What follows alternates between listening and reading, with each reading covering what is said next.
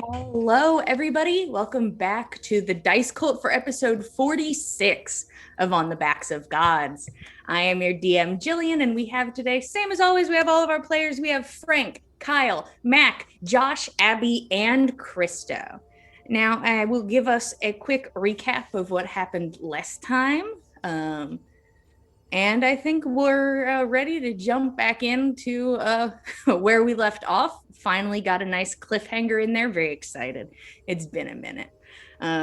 Last time, all of you met the three roadsmen that came to visit, including Valdr, who is the brother of the Jarl, who came as an emissary to inform all of you that the Jarl and most of the chiefs will be arriving in Gull'Lundr for games, sort of to bonding exercises, so we maybe don't kill each other at the peace treaty talks.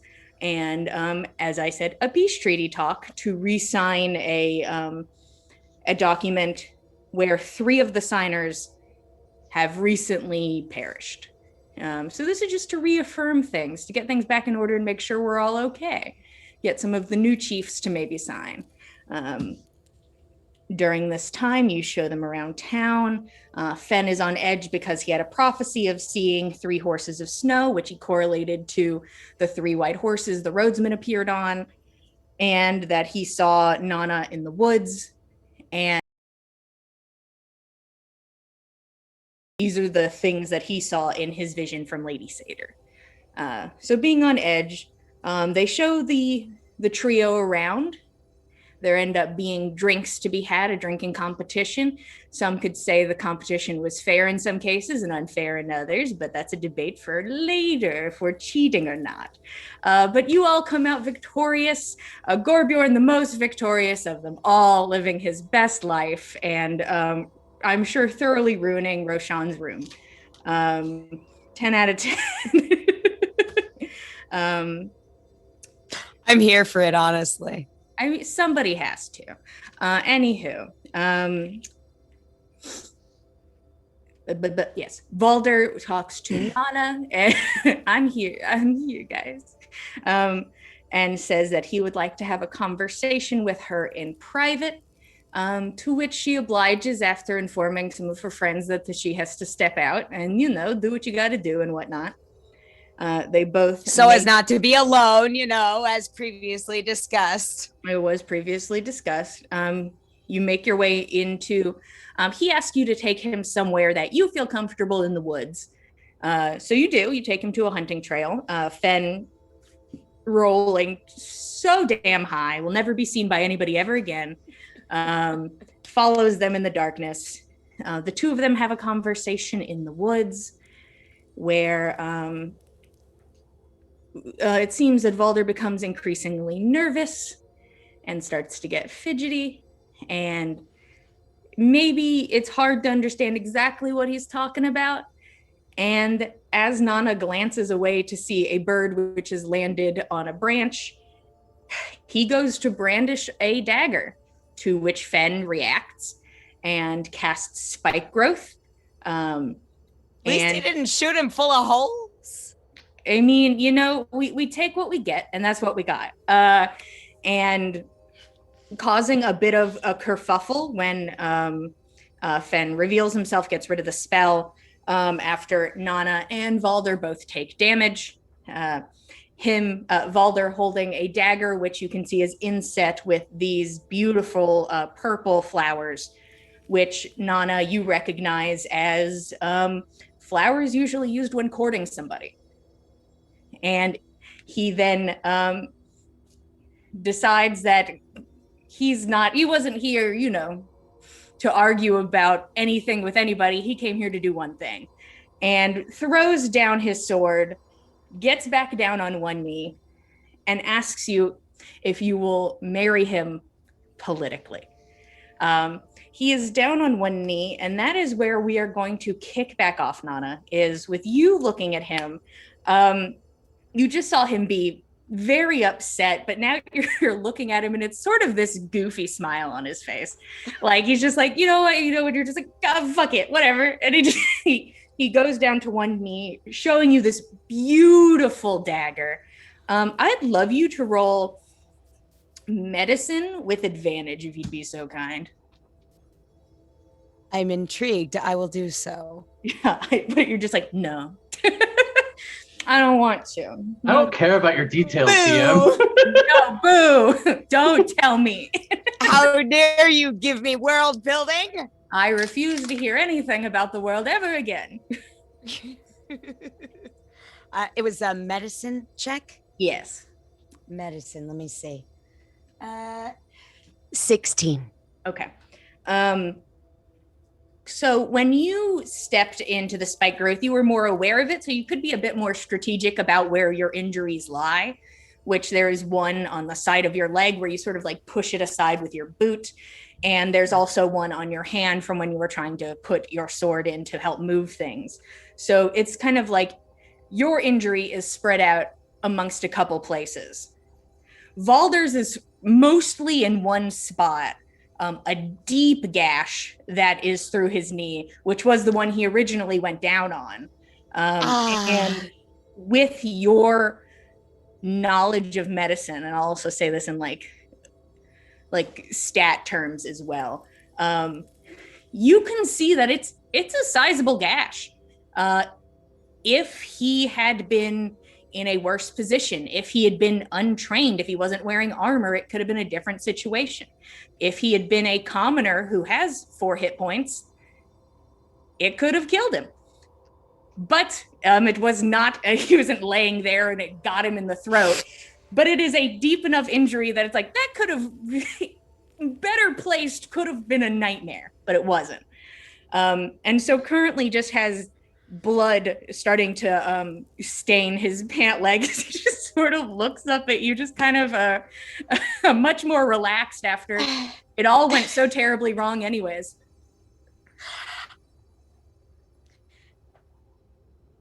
I'm sorry, this is the first time I've never... Nanna is not composed. I think that is obvious to everybody present. This was not what she expected to happen. She takes a second, collects herself and takes a breath, and she turns to Valdr. And I would assume she would know the different etiquettes for accepting a proposal with a dagger. I'm assuming this is a traditional thing. I'm not familiar. Maybe Nanna is? You would assume it is like a gift to you. Okay. This would be like him presenting a ring. I see. Okay. Cat's going after dice. Okay. Cat's still going after the dice, Christo? Good golly. Always. He never stops. Those cats and their dice. They're addicts. Go for it. Khajiit is always an addict for the games. Anyway. Nanna will look to Valdr and say, this is an honor. I am not saying no, but I would like to know more if you would be willing to talk with me alone for a time. I would hope that is the next course of action, is that we could talk about it. But I had to clear the air. And if you had said yes immediately, I truly would have been shocked, but it would have been what it is. I understand. I do. I ask you, please, pardon Fen. He was acting out of extraordinary caution. I had asked him to be on guard, and I had asked him to be extremely cautious of folk coming into town. He was only doing as I asked, and I hope you can find it in yourself to forgive him and me for our mutual indiscretion in this case. Roll persuasion if you'd be so kind. I can do that. I hope. We'll see. Come on, buddy. Oh, that's not too bad. That's not too bad. Okay. What's my modifier? Okay. Who am I? 16. A lot of 16s today. He like looks at you and he just sort of nods along while you talk. And he extends the dagger like more towards you. Oh. I would love to talk more of you and not of Fen. No offense, sir. I can only assume that none could possibly be taken. Fen, thank you for coming on my behalf, on my request. Thank you for coming to my aid when you thought I was in danger. But I am not. Will you go back to the inn? I'm not supposed to walk back alone, but I will try my best to stay out of harm's way and leave you to this. Volder, I apologize for harming you, but also for my interruption. I think there are amends to be made, and we could learn a great deal more about one another. I'm going to go back to the Hartsville Inn, and when I'm there, maybe tonight, I'd like to buy you a drink, and we can talk and get to know each other and start to build the trust that we so obviously lack at this point. If you'll allow Trust me, we need. if you'll allow me, I'm going to touch you now.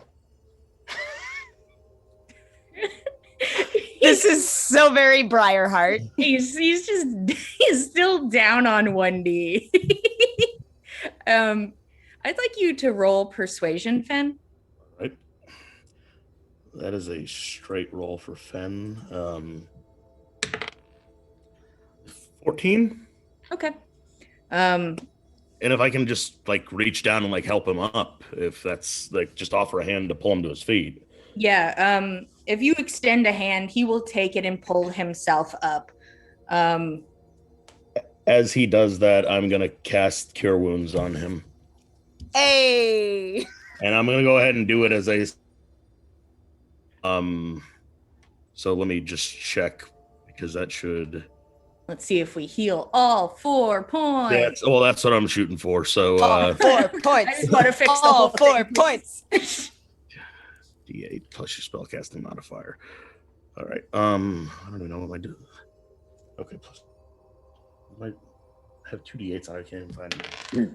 Okay, it heals exactly the 4 points that I needed to. There you go. Brilliant. He stands and he gives you a nod. And the lady as well, if you are able. Yeah, I'll go ahead and do the same. Cast the. I don't have it at second level for Nanna. That's okay. But I'll It's cast fine. it. I'll cast it at first level for Nanna, and she'll get 3 back. There you go. That's more than fine. Tiniest little scar left right on like the side of the palm. Oh, please. It'll heal overnight, I guarantee. Thank you, Fen. Thank you very much. You're welcome, Nanna, and I'm sorry for ruining this for you as well. Well, nothing's ruined yet, is it, Balder? I suppose not. I still proposed. Honestly, I consider that a good sign. I do want to talk about it, but nothing's ruined. Have a safe trip back, Fen. I'll do my best. Sometimes that goes poorly. And Fen's gonna skulk off into the shadows and make his way back to the town. Just is like, okay, Hulk man. thank you for your time. This is fine. Ultimate third wheeling here. I mean, he made back what damage he did. You know, I think he did fine. Valder watches as Fen walks away and then sort of stands there like arms crossed watching as he goes. And just after like a moment of silence, starts laughing. And he watches, he laughs and he like pushes his hair out of his face. Couldn't have gone worse. In fairness, doesn't that kind of take the pressure off? I feel better. I do too. He goes and he like plops down on the ground and like puts his back up against a tree. Nanna will do similar. She'll kind of like pick a tree that'll be kind of close to him, but so that she can face him and talk with him and they can be comfortable. First off, no matter your answer, the dagger is yours. It is a gift. Thank you. So it is lovely. It's truly beautiful. How did you come by this? Don't let this influence your answer. I had it made.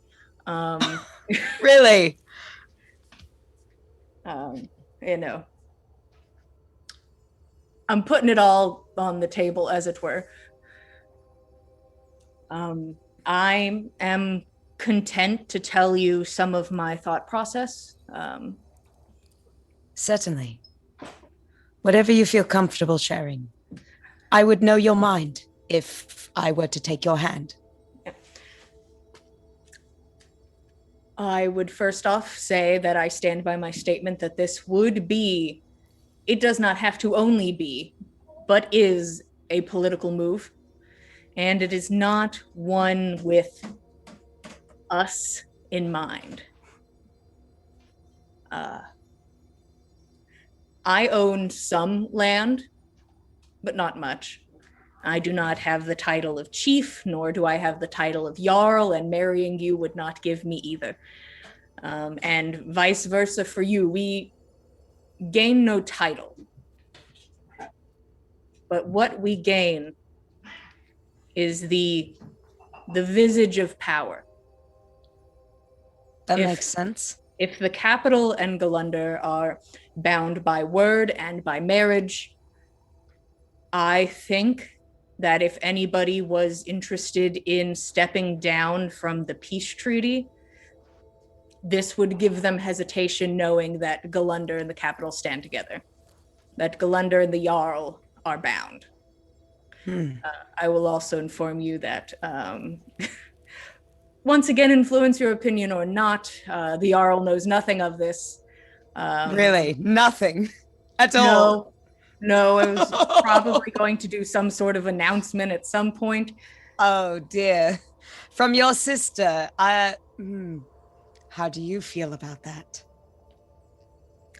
I am sure she will smile in public. I cannot say. That is fair. That is fair. I suppose the question must needs be asked. Why me?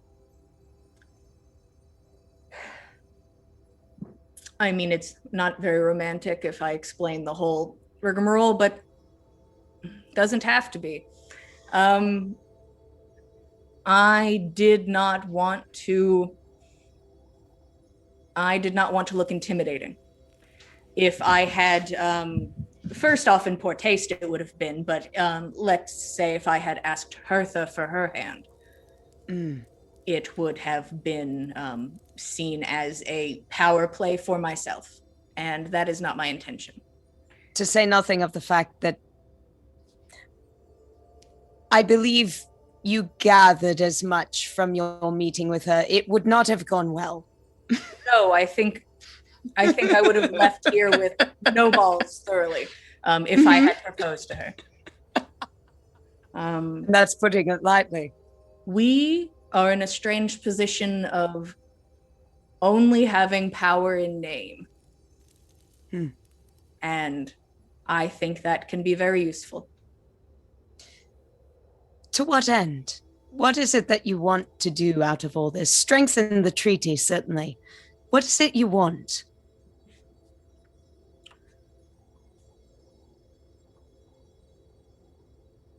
I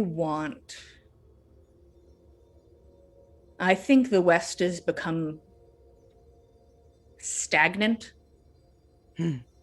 I feel there is a loose bond of we won't murder each other.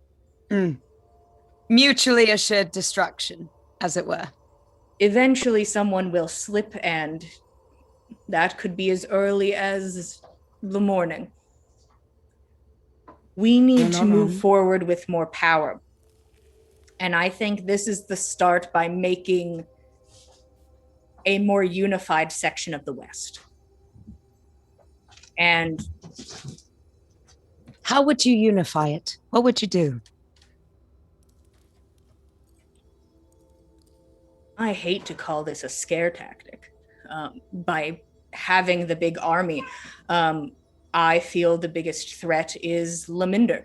Gull'Lundr has never stopped being ready for war. They have resources, they have people. And the first step, I think, is to make sure that they don't use them.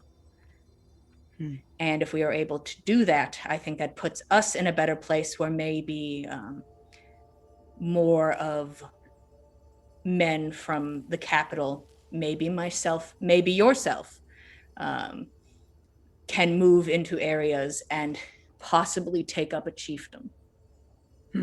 There are smaller areas that do not hold very strongly onto the title, and I don't think would be against unifying more closely with Gull'Lundr and the Jarl.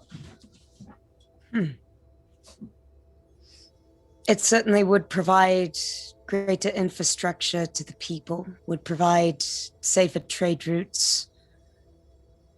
Hopefully, Gull'Lndr willing, we survive the winter and we live to see a more fruitful spring. Perhaps we can lift each other up as a whole. That is the hope. This is between you and I.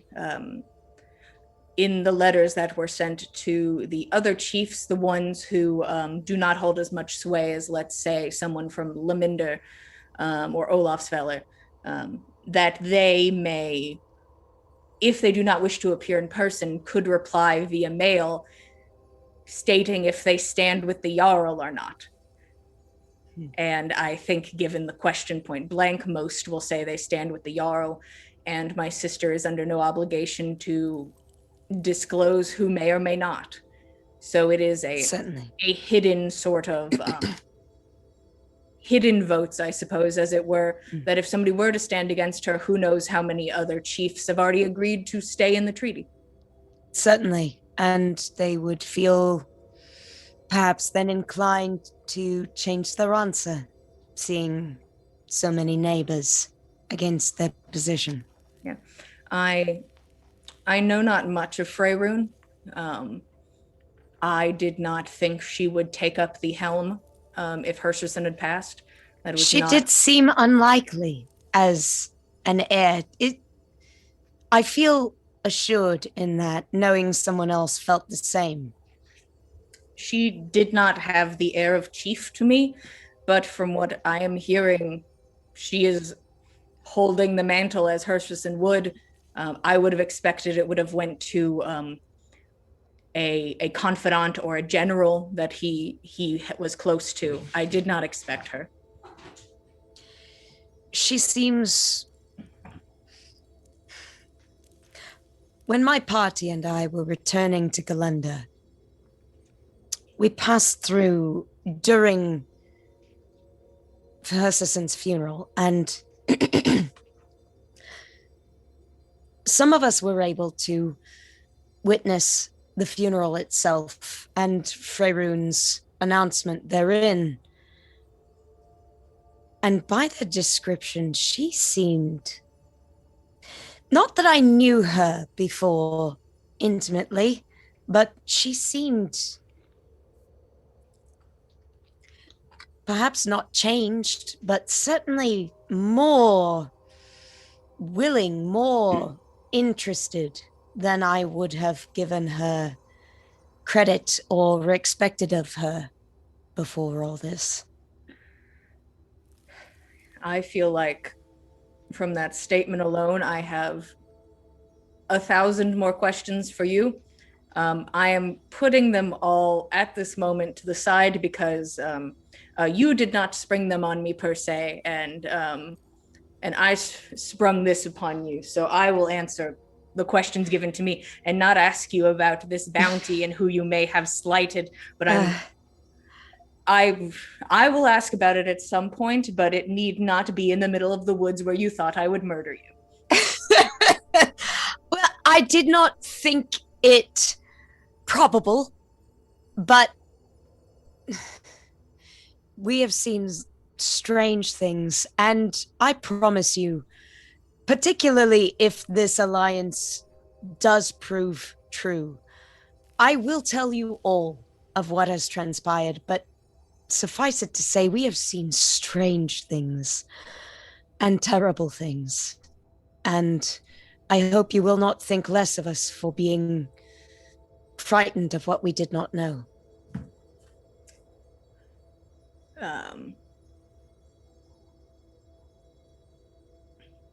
I cannot wait to continue those talks. I will say this without my knowledge of the situation yet.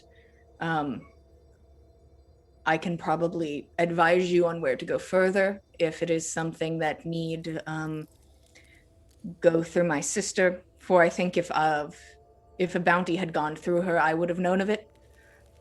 And I don't think I would have been sent here casually. If that makes sense. I would have expected you to have been given some sign or some such. And I will not keep you in the dark any longer than I think it necessary. I promise you that. I will give you all that I think I can safely as soon as I can. But please understand, I am not only thinking of my own neck, nor even only of Gull'Lundr's. There are strange things moving in the world, and I do not pretend to understand all of them myself. But I will, believe me, I think find you trustworthy, from what I can tell so far. And if that belief holds true, then you will know all that I know. all right. Let us head back. We can talk more later. I have to ask, before we go back, was all of this your idea?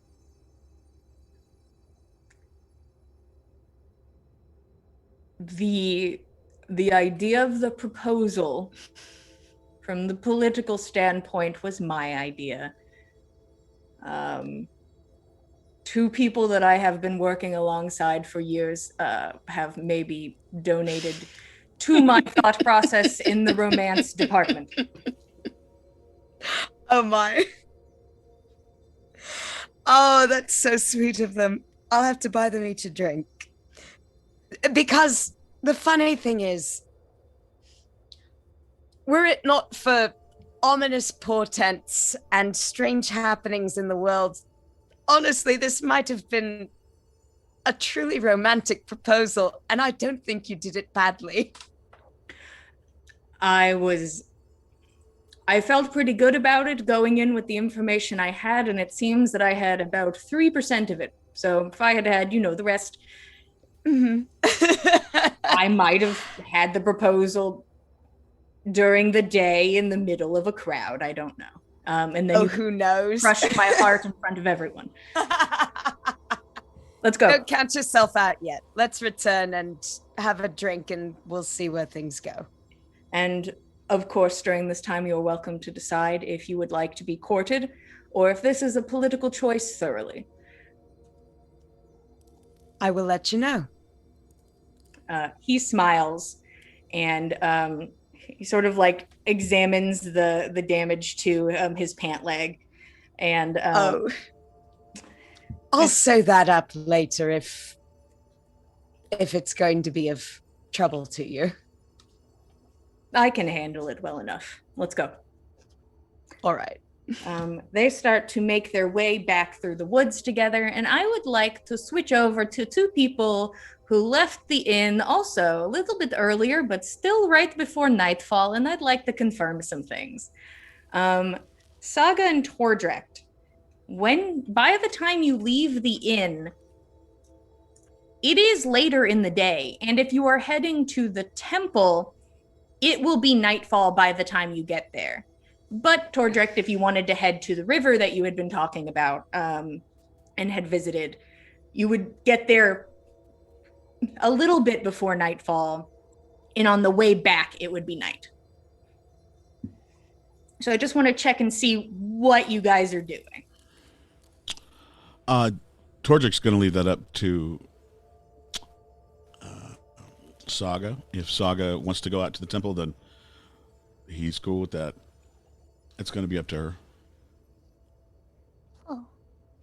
Well, we're going to do lessons on, well, I guess if you're going to teach me how to do things like your goddesses, then we should probably be somewhere where you have a connection to them, so the water would be good.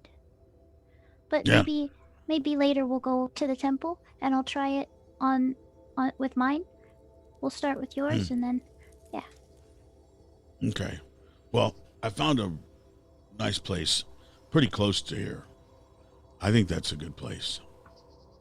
But we can look around next to the temple. Maybe the temple has some water out there too. I didn't really look for that when I was there last, but I suppose it might be dangerous. Hmm. You know? Technically I spent a week out there. Did I notice any waters around There the was area? probably you probably could find like a small stream was probably nearby. If you kept walking, eventually you'd hit more water, but there's probably like a little bit of a stream. But Tordrekt, you do know of a place that's kind of just at the border of Gull'Lundr instead of out on the road. Right. Well, the place I know of, I've been there a few times. It's not too far away, and it's close enough that I think we'll be safer. I would hate to have. Well, I just hate to have anything happen. Yeah, I guess so. Everybody's been very concerned lately. Like someone's going to attack us in the woods or something. But I think that spending the day out there, and then we can come back to town in the evening, and then maybe tomorrow when it's light out, we could go to the temple. Yeah, we can go early. We'll spend all day out there so I can help you with whatever we need to build up, and we'll just make sure that it's the right spot, Well, let's go out. I know it's just this way. Okay. Once we get outside the town, I hope you don't mind, but I'm gonna sing. I gotta put my smile on it. It's just the thought of people wanting to. I mean, I think everything we've done so far has been for the good, don't you? Yeah, I'd say so. We've done lots of good things. I don't see why anybody would want to just outright come after us like that. Doesn't make sense to me. I was wondering that as well. That's what I was wondering the whole time. I mean, everything we did was following the prophecy.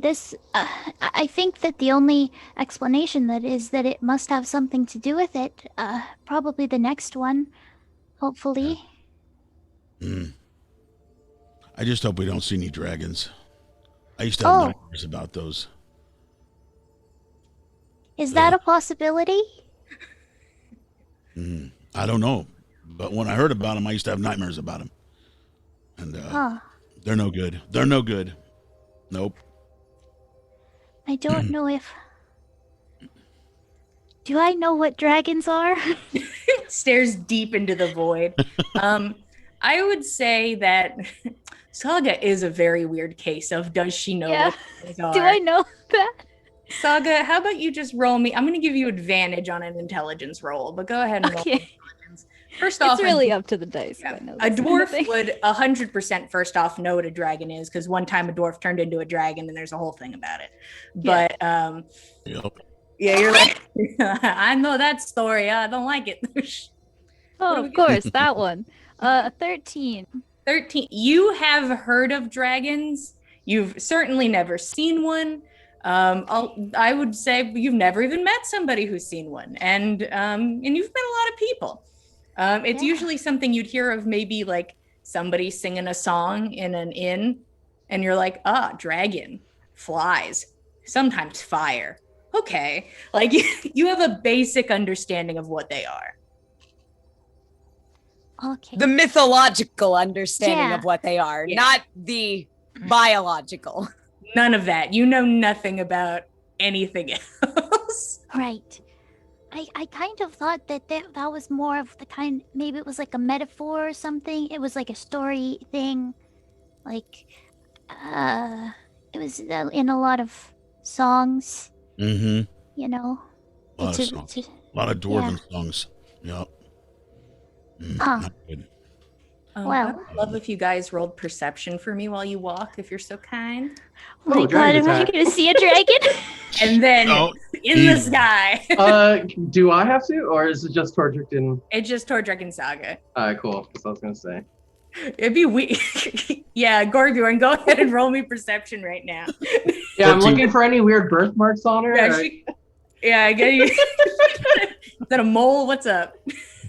You may need to get that looked at. You have a doctor? Maybe you should talk to them. I don't know. I got a natural 20. I got a 27. Oh. Dang. Do I see a dragon? Don't say. You get nervous when like there's like a shadow of a cloud and you're like, oh my god, not now. It does make sense. I'd be a little bit more looking out. But as you guys are making your way forward, what did you get, Tordrekt? 14. Okay. Tordrekt, you still see that there are some people like out and about and doing things. Most people seem to be heading home. Saga, you glance two people. A woman who is sitting on a bench, and she is weaving a basket. And there's a man just sitting next to her about 2 feet away on like a bench next to a building. And you can see that it seems pretty normal. It seems weird to be, at night making your basket, but you've made baskets at night. Why shouldn't she? Who are we to judge? Why would I judge a woman and her basket? But you can see that they are both armed.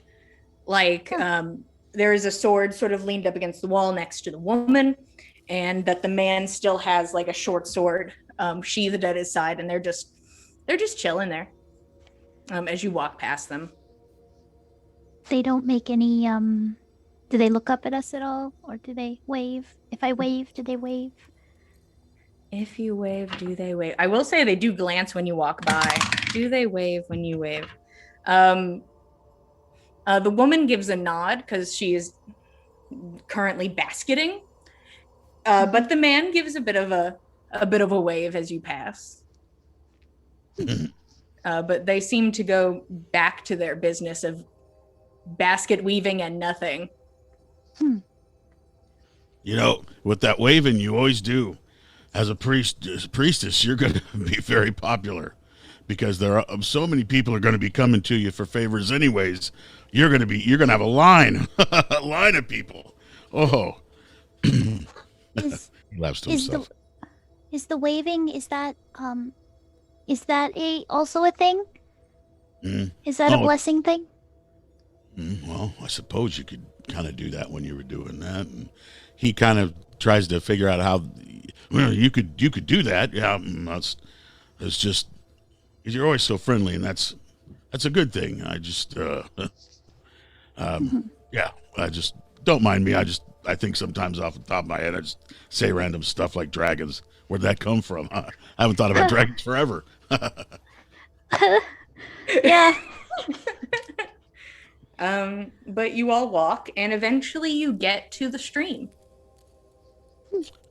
So this is a good place. One of the sisters, she kind of watches over the rivers. Remember, I told you the rivers are kind of like the flow to the heart of the blood, and Yeah. it's kind of. I know you said that was kind of Yeah, I weird, do really or like that. Yeah. not too good, but as a priestess, there's going to be people that may be dying, and they may have a big hole in their body, and blood and guts and everything are going everywhere, and you're going to have to do what's best for them, whether that be a prayer as they die or a miracle and bring them to life, or back to a point where they can be themselves again. There's like long distance healing spells, right? Like you can do it, like stand a little Yeah, of course. backward. Yeah. I suppose you could wear gloves too, but Oh, that's a good idea. if you're afraid of touching people like that, but yeah.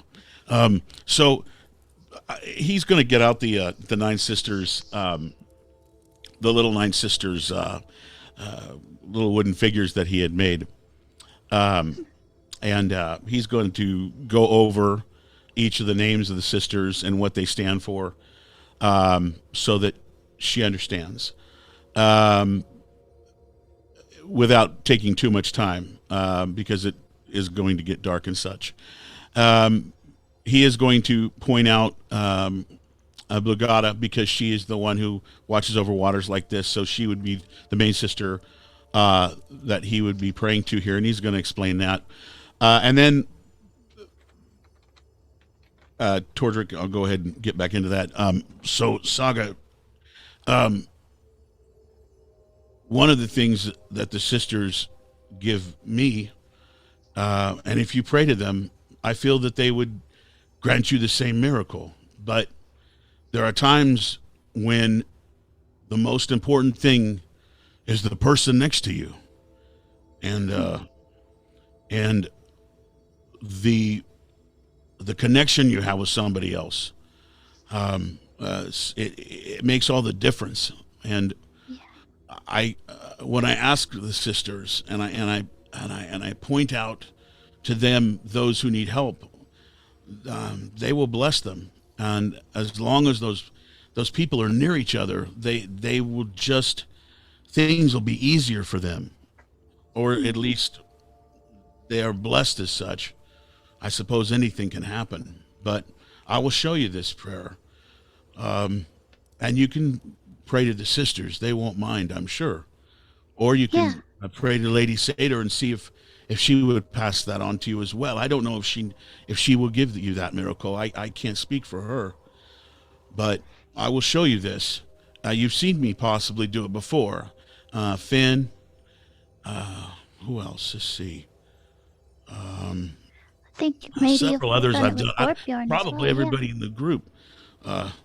So I'll show you how to do this, and he's going to actually cast the emboldering bond on both he and Saga, and show her how to do it properly, using the nine sisters as the source.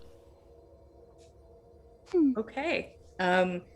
You instantly feel a connection between yourselves.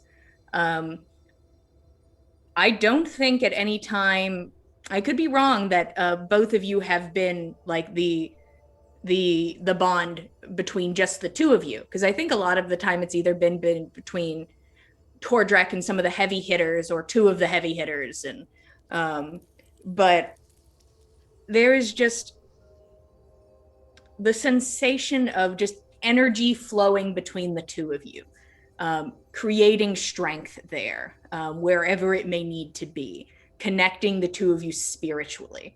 And there's something beautiful about it as you look at the water and can see how it flows the same way you feel this energy.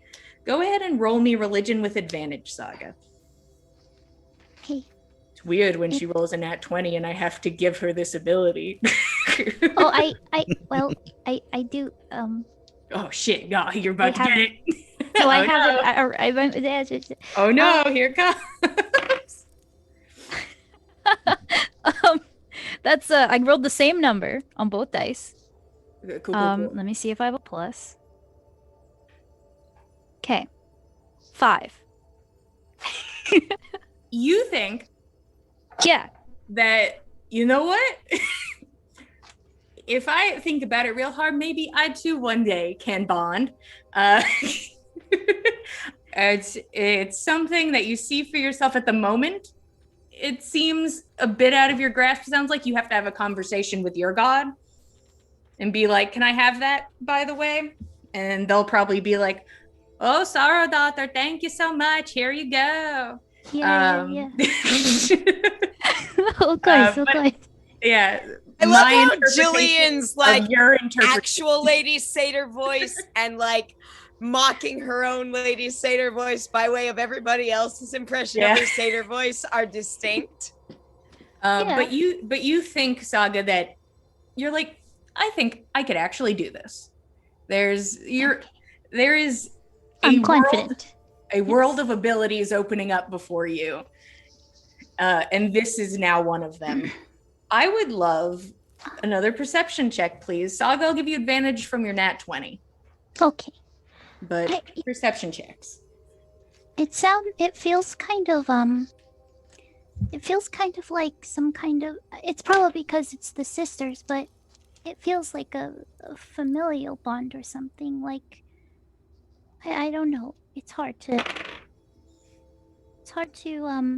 describe. It's a little foggy, I think. But I think I kind of get it. That's a 25. Saga must learn the ancient message of Nakama. What did you get? 25. I rolled a 5 and an 18. Those 5s are creeping up on me. I swear. Oh, no. What the heck is happening? What'd you get, Tordrekt? Oh, you wanted me to do a perception as well? Yeah, sure, if you'd like to. You don't have to. You could be fully focused. No, I 21. Ooh, you guys coming in hot. You're very aware of your surroundings because you're kind of connecting to the world around you and each other.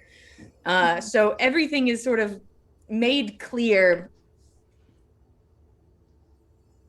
You thought you were alone and then realize you are not. And you can see, sort of now moving into view on the opposite side of the stream, you see a few people. One of them makes themselves more apparent to you, standing across the way, leaning against a tree. This person is fully hooded, so you cannot see their face. Don't mind us. Keep on going. Were you okay? Were you using this river? Sorry. Oh, no, it's not a problem. And the guy starts to make his way forward. And he takes a glance over the two of you. And he looks around. I just want to tell everybody my rolls that I've just done back to back to back.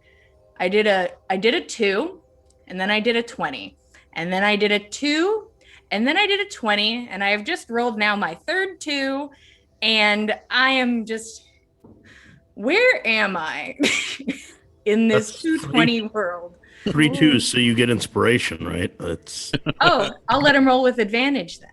What? Why would you say that? Why would you do that? Thank you guys. Thanks for this advantage. That's awesome. We all get inspiration for You this. get inspiration. You get it next session. Too late. No, at least it wasn't a 2 or a 20. But this guy comes over and he stops a few feet away. He does not move to make his way across the stream. He stops kind of equal distance that you guys are from the stream on your side. You can see him and his companions that you now can see there's 5 other people back there. are armed. And he makes his way forward and he looks to the group.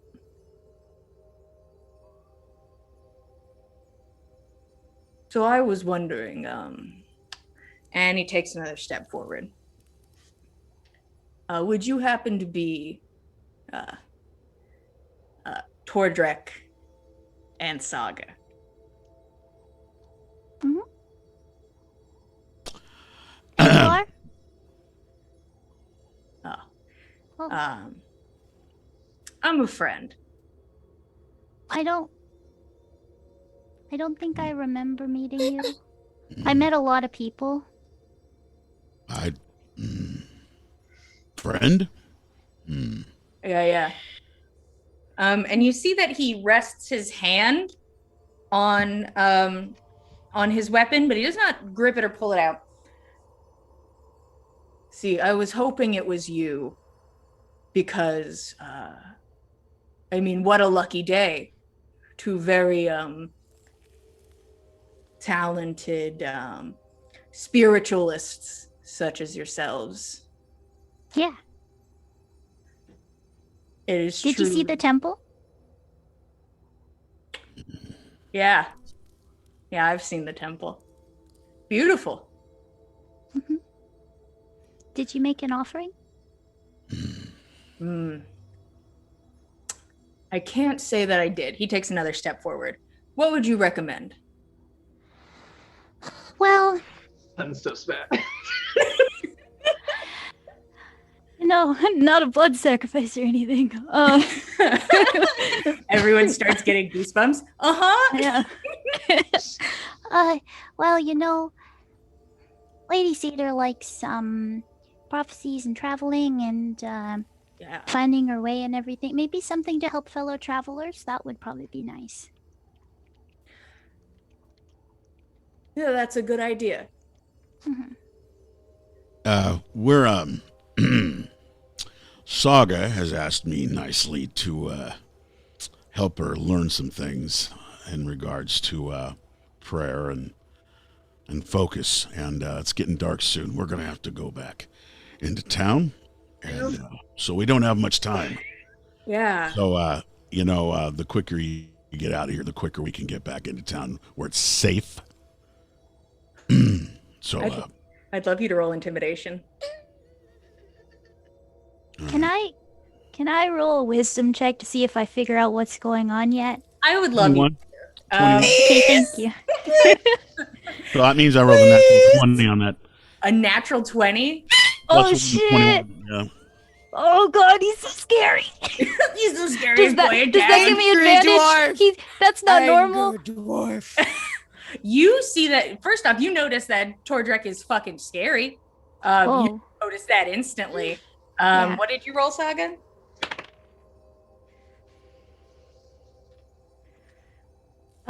Is this like insight? Probably. Sure. I whatever you want to make it. Whatever helps you the most. It's a 3. You aren't fully the thing is, being approached by a bunch of people in the woods is inherently not always good. My god. So, but you see that Tordrekt is seeming to be very pointed with his words, and you see the guy stop, and he eyes Tordrekt, and Tordrekt, you watch as his eyes look past you and then back at you, and you can see that he is thinking something through. Once again, looks past you. Yeah. Of course. I'll let you get back to it. We'll just make sure to drop by an offering when we can. Yep. Yes, please do. Thank you. Yeah. You have a good time. And he shoots one more glance past you, Tordrekt, and he makes his way back, and him and the boys leave to go crack open a cold one or something. I don't know what they're up to. When he turns, Tordrekt will, may the Nine Sisters bless you in your travels. Oh, Lady Satyr too. And at this moment, both of you can hear like the slight crunch of grass behind you.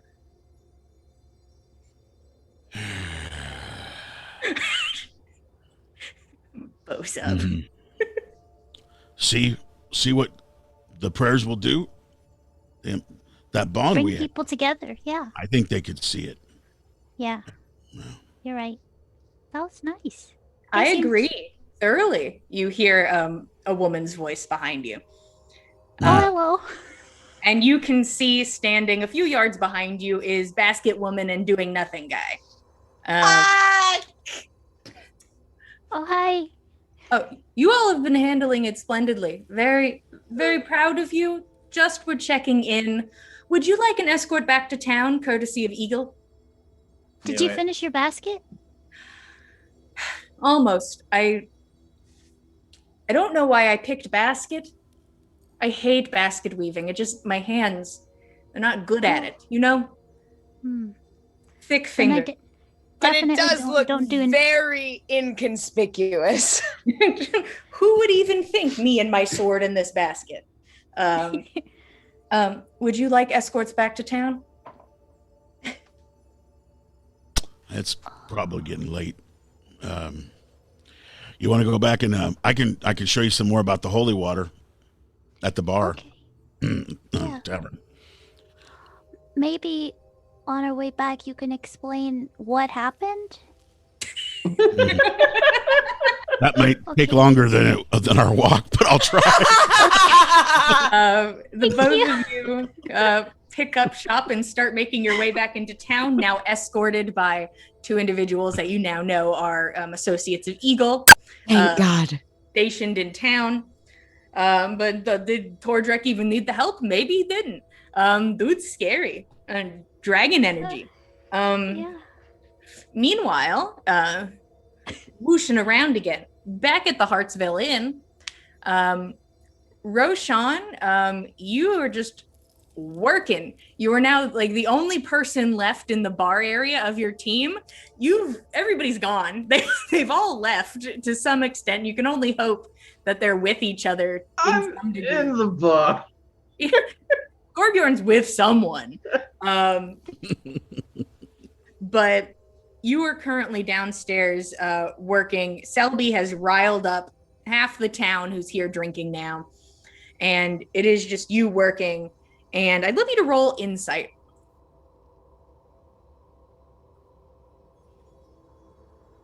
That's 24. Oh, certainly. You see Selby, who just finishes like talking to somebody, and like he pats him on the back and he laughs and he like sits back down at the bar and he's like, and he looks over to where Fen was sitting and sees Fen is not there. And he starts to aggressively scan the crowd. And you just hear him softly, no. No, softly to himself. I'll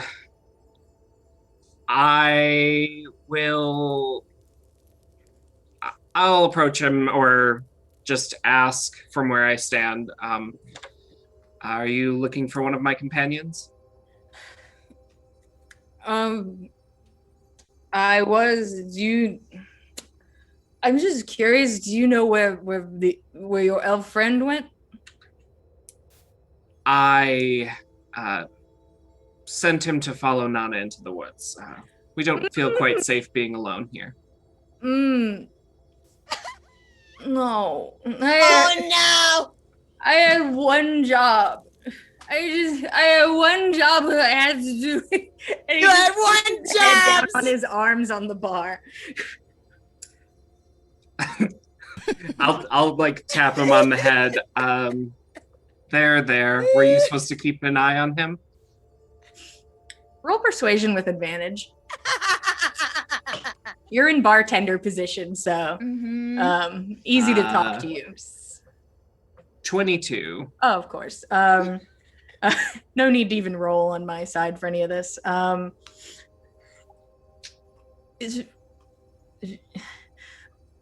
Yeah, Volder wanted to have a conversation with Nanna, and I was supposed to make sure that it stayed private.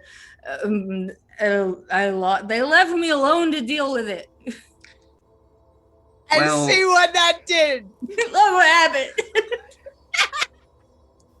Fen is usually pretty subtle, so perhaps they haven't noticed him. Usually pretty subtle. Yeah. There's like a steep demarcation between what constitutes subtle and when the subtlety stops with Fen. Yeah. It's just like just you could just see he just looks like he looks devastated with himself.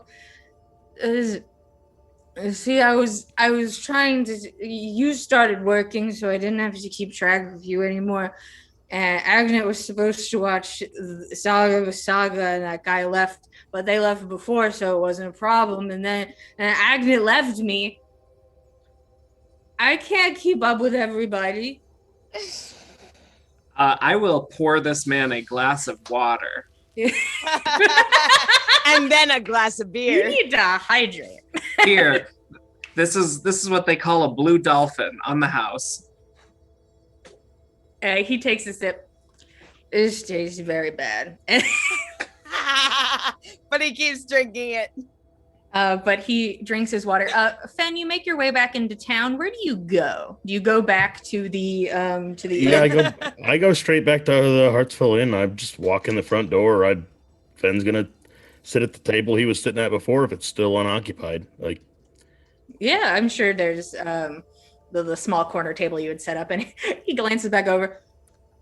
Okay, found him. He continues to drink his water. Did it, nailed it. Good job, Selby. can I make eye contact with Roshan? Yeah, yeah, sure. All right, I just kind of give him a little nod, and if he wants to come over and talk, he absolutely can. Yeah, I'll bring over a drink and just ask if everything's okay. I'm not sure how to answer that. We've had an evening. It's been eventful. I'm not sure that it will end this evening. Nanna seems to be safe. I might have made a mistake or two, or many. I'm going to try to fix it, but Nanna is on her way back, and I'll let her fill you in on the details. But she's safe at the moment. Have Good. Tordrekt and Saga made it back yet? I suppose I thought they were going to be gone for the night, so they haven't shown up back here. All right. I'll need a couple of drinks, please. Of course.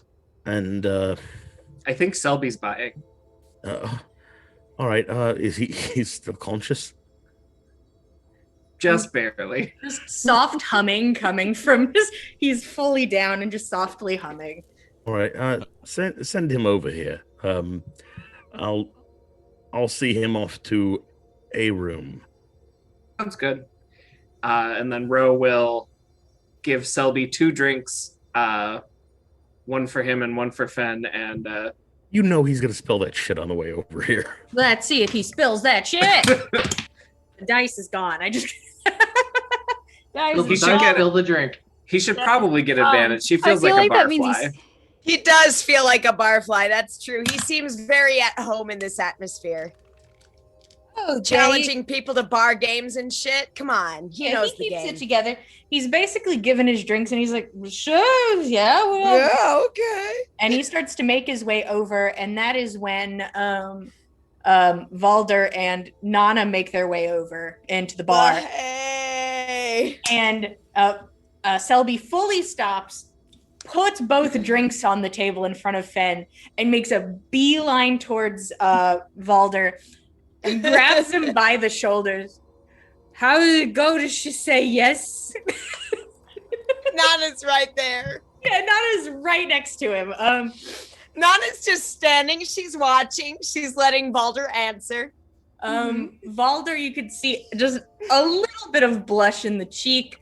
And he equally clasps Selby's shoulders. she did say no. And he's like, that's what. And he kind of gives you like finger guns. Yeah. Hey, and Nanna gives him some finger guns back. I told you you should have read the poetry you were writing. They love poetry. And his face goes fully red. Valder's face just completely red. Nanna leans over towards Valder and murmurs, "You didn't mention anything about poetry." It's weird. I feel like I need to go in my room and die. So I might go do that and die. Nanna like clasps his arm, like grasps him real hard. "You deserve a drink." I will take one drink and then I must at least wallow a little. I understand completely. But at least allow me to get you one. I can do one. And Valder and Selby both make their way to sit at the bar. I'm gonna roll, see if Selby notices the amount of blood on his companion. He's gonna have disadvantage, but we fell down some stairs.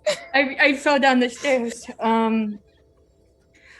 He does not see. He seems excited that his friend's back and he doesn't have to think about his responsibilities anymore that he fucked up on. He makes his way to the bar and sits and kind of gives a nod to Roshan, and Selby like keeps giving him like thumbs up and stuff. Like he's like, "You did it. You're doing great. You're doing great, guy. You did it." Not fully catching on to the nuance of the situation, but he's real proud of his friend for not getting a no. This is so great. This is A+. I'm so happy. If the town hasn't gone through all of the coin yet, another round, please. I don't believe we've probably even halfway touched it, if I'm being honest. We're not that big a town, but why not? The town's trying their damnedest. They surely are. They're very hearty people. Everyone cheers just because they know they're being talked about. Yay, hearty people. Honestly, with that, I think I'm just gonna go ahead and a couple minutes early take our 10-minute break. Now it's that an even demarcation. Yeah, make up for every time that I have done our break like 30 minutes later than I planned to. So we're just gonna take our 10-minute break real quick. We will see you guys in 10 minutes and we will pick up our story from there and see what happens in the morning and maybe get some Chiefs in town. So we'll be back in 10. Thank you, 10. Love y'all. Bye. Be back soon. Thank you. Oh my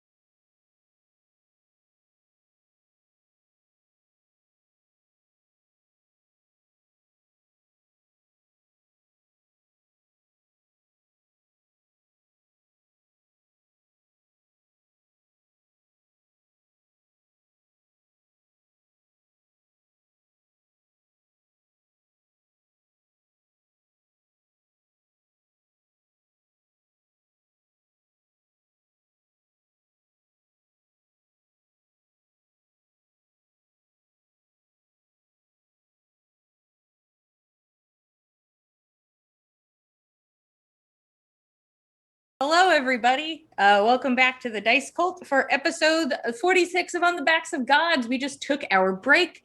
We were getting back into things. Nanna and Valder had a conversation in the woods where he proposed and she did not say no.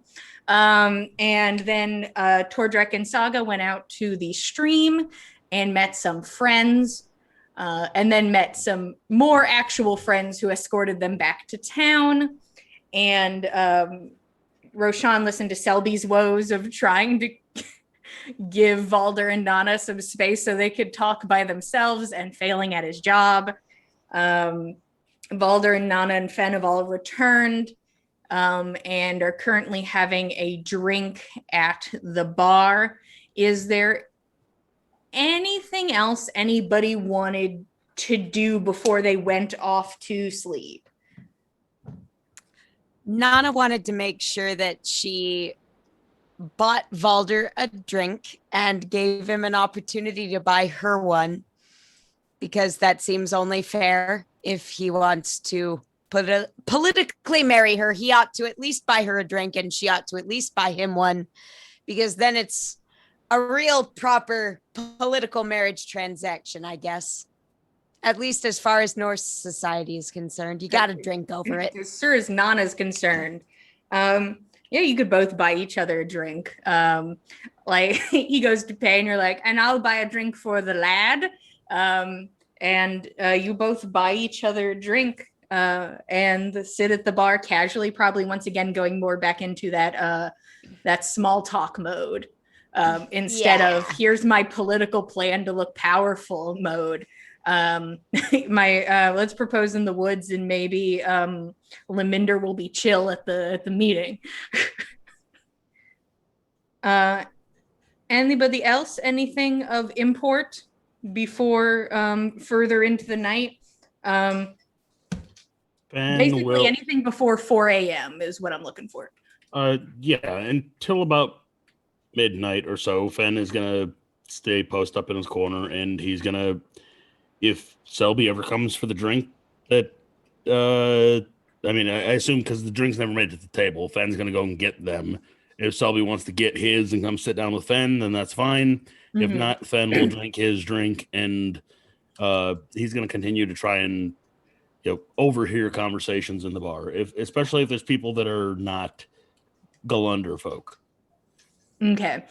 I would say, first off, roll perception to see if you can recognize people that aren't Gull'Lundr folk. Oh. He's gone. It's broken. The roll is so good. Off they go.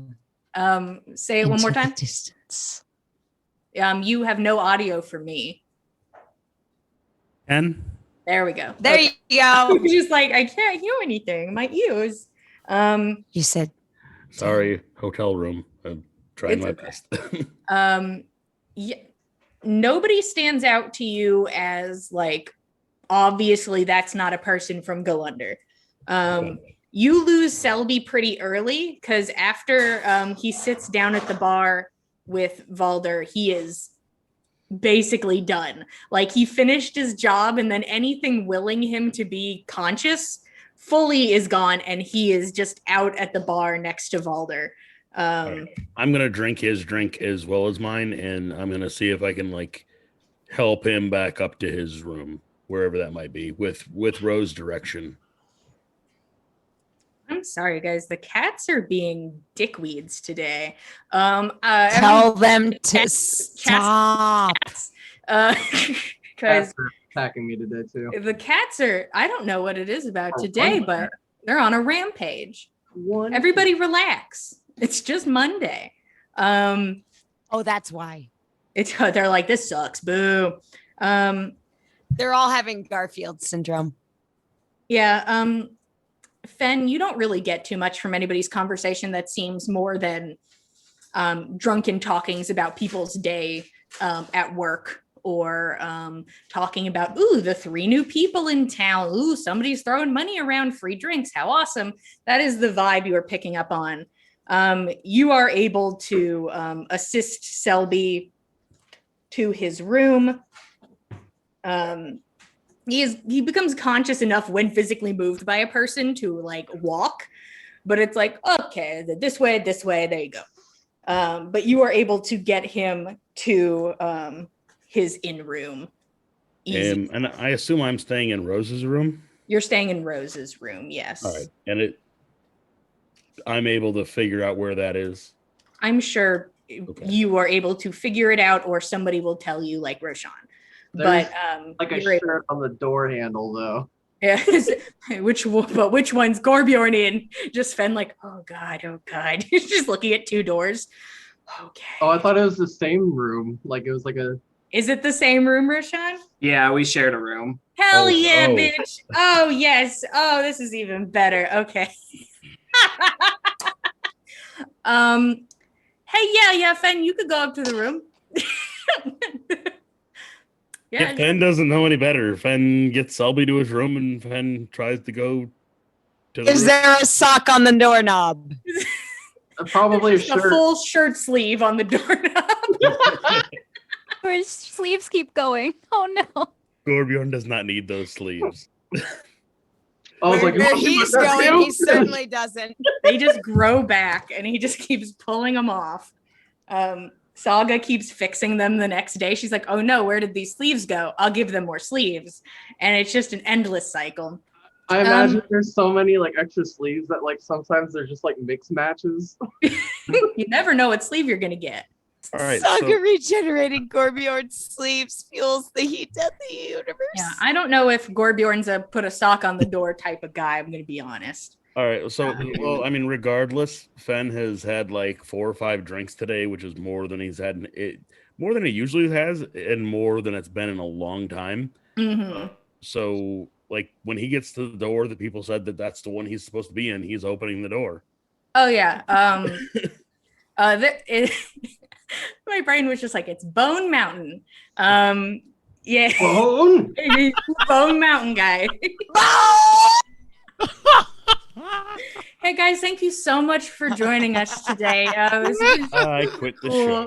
show. This is my last episode. It's been real. Yeah, no, hey Fen, you're welcome. He just goes to the other bed and is like, good night, I guess. What do you do, Fen? Depends on what's going on in the room. Like if it's clearly not appropriate for Fen to be there, then I don't. I assume not. Yeah, it doesn't. It's just the description that I gave. Probably Bone sounds inappropriate. okay. Well, I mean, it's been a while. I don't know what Gorbjorn's stamina is, but Well, there's not 7 people this time, so it's. This is a lot easier. There's only one person. if it's clearly not okay for Fen to be there, then he will go back downstairs, and he's gonna go meditate on Nana's doorstep. Cool. You venture out by yourself and you go sit on Nana's doorstep. Yep. I just like open the door. Assesses the situation just from the statement. Is it appropriate for me to be here? Well, No. I think the first giveaway is the smell. Like, Yeah, I can attest from experience. Nobody can go in The here. smell will tell you right off the bat as soon as you open the door. Hey guys, I the show's now shouldn't rated R. be here. Don't bring your children. And remove traps. And Fen goes and he starts meditating on the doorstep, moving along. If we were monetized, we'd no longer be monetized. Look what you've all done. How Yeah. dare. Look what I have done. goals. Mood. Is anybody else up to anything besides possibly like either going back and partying and then going to sleep? We make it back to town, right? Yeah, you guys survive, and you make Okay, it back great. to town escorted. Huzzah. And I'm like, oh no, you guys were dead a long time ago. Sorry, my bad. Oh Yeah, no! Yeah, new characters, roll them up. Alrighty. Well, I'd like to, when we get into town, go to the place where everyone was. There's Mhm. probably only Roshan now at the bar, I'm guessing. I- Everyone Unless Nana and Valdar are still there. I think By the time we Vald- get back, I don't know. yeah, Valder said that he would do one more drink and then disappear for the night. So it's possible by the That's time fair. that the two of them can walk back, that it would just be Roshan set up, still working in the bar. I would like to say Nana might still be hanging out with Roshan, just so Okay. that there's somebody else hanging out with eyes on him. She'll have said farewell to Fen as he went out the door and kind of Just let me Probably walk got- on my own. yeah, probably like assessed the expression on his face and was like, bye. Go do your thing. I'll let him be Do what you alone gotta with his do. thoughts Yeah, for a I'll- moment. So yeah, Saga, you get back and Roshan and Nana are still there. I know y'all's names. Sometimes. Sometimes. It's fine. It's like we're lots of children and you have to remember lots of It's children's real hard. names. Shout out to teachers. Anywho, what would you like to do, Saga? I'll go up. Hi. Hey guys. Ah, Tordrekt's Saga probably here as well. Tordrekt, you made it Yeah. back. Good to see you. How was it? Well, Tordrekt explained to me that we almost got kidnapped again or probably killed again. Yeah. What? What? Yeah. Sorry? He was but Tordrekt totally dissolved the situation and was very scary, I will say. Did you recognize anyone? Tordrekt? Nana kind of like looks past Saga and like looks at Tordrekt, like trying to evaluate the equality between the evaluation of scary and everything she knows about Tordrekt, and it's like geometry flies around the head. When with my perception, I had a 25. Do I remember what they looked like? Sort of. They you keep were you didn't see anybody's faces because it seems that great care was taken to not see the face. The It one was guy got pretty close though, so I know it is. muscular build, armed guy, black hood, piecework armor, like just put together with whatever he maybe had come across. Sort of not best dude vibes. Well, there were probably like 5 or more, maybe. I only saw probably 5. There was one that was talking to us mainly. I think I'd remember his voice if he spoke, but their faces were all covered up. And they were wearing like really, kind of like mismatchy armor, you know, like they don't have somebody to like advise them on choices. Were they all carrying a similar weapon or all different? Yes. It was mostly like short swords, and there was probably somebody with like a crossbow. Yeah. Do you recall if they were wearing any kind of crest or insignia or anything that a similar color, perhaps? No, I don't think so. I mean, I tried to ask them if they went to go see the Lady Satyr temple, but I think they lied to me about that. Oh, Yeah. how dreadful. Well, we will have to. Does Lady Satyr encourage punishment for such things? I've never had a situation like this. I'll need to talk to her about it. Well, I will not impose upon you. I will allow you to have your counsel with your god. But if there's anything that I can do to help, you can call on me. Thank you. I appreciate it.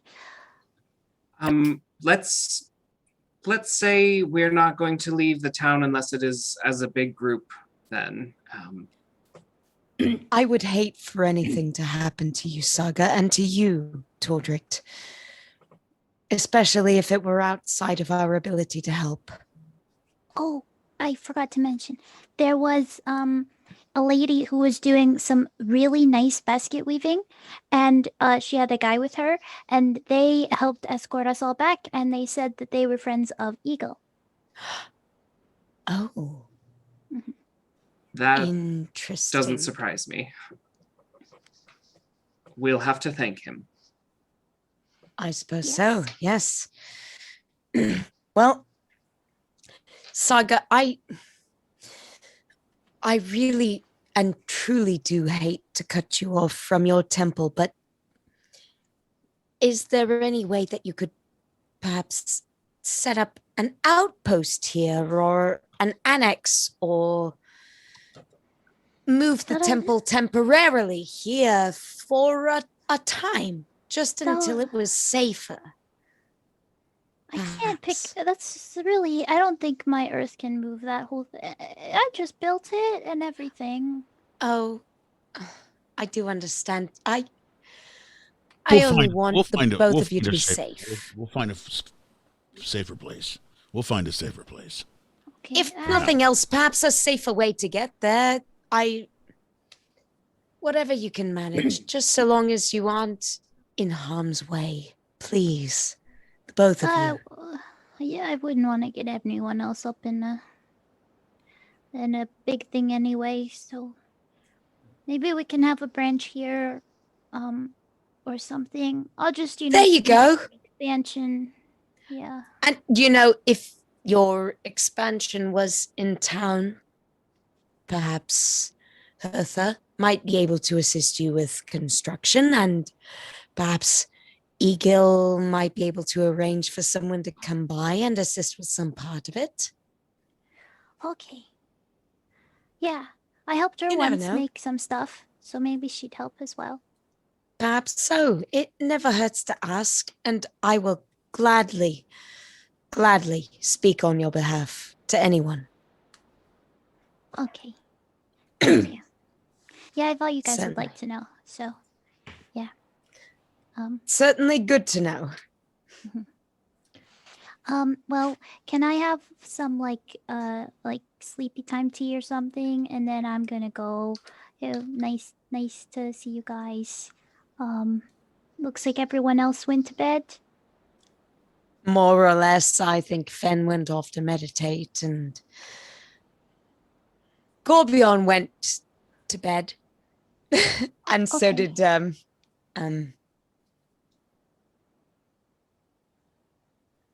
oh no, I forgot her name. Agnet? Thank you.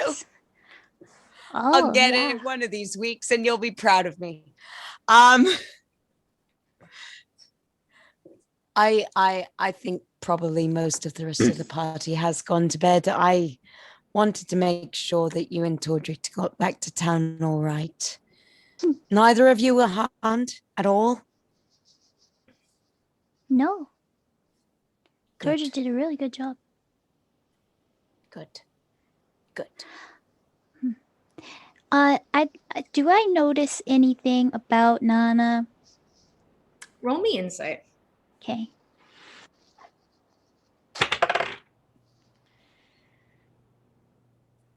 $18. Hey, Nanna, on an 18, what do you think Saga would see?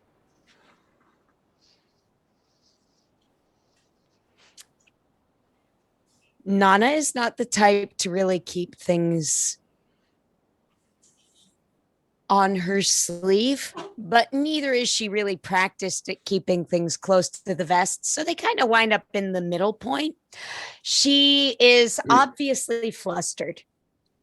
She is obviously in a kind of a state of excitement and uncertainty, and she just seems a bit flustered, like more so than I think Saga or Tordrekt might have ever seen her, if I'm being honest. She got hit with an interesting one today. Yeah. I mean, I was just gonna head off to bed, but you're feeling fine? It's like no problems with like the treaty stuff with the guy or something? Oh, uh, hmm. No trouble. No, no problems. Hmm. Okay. Some interesting developments.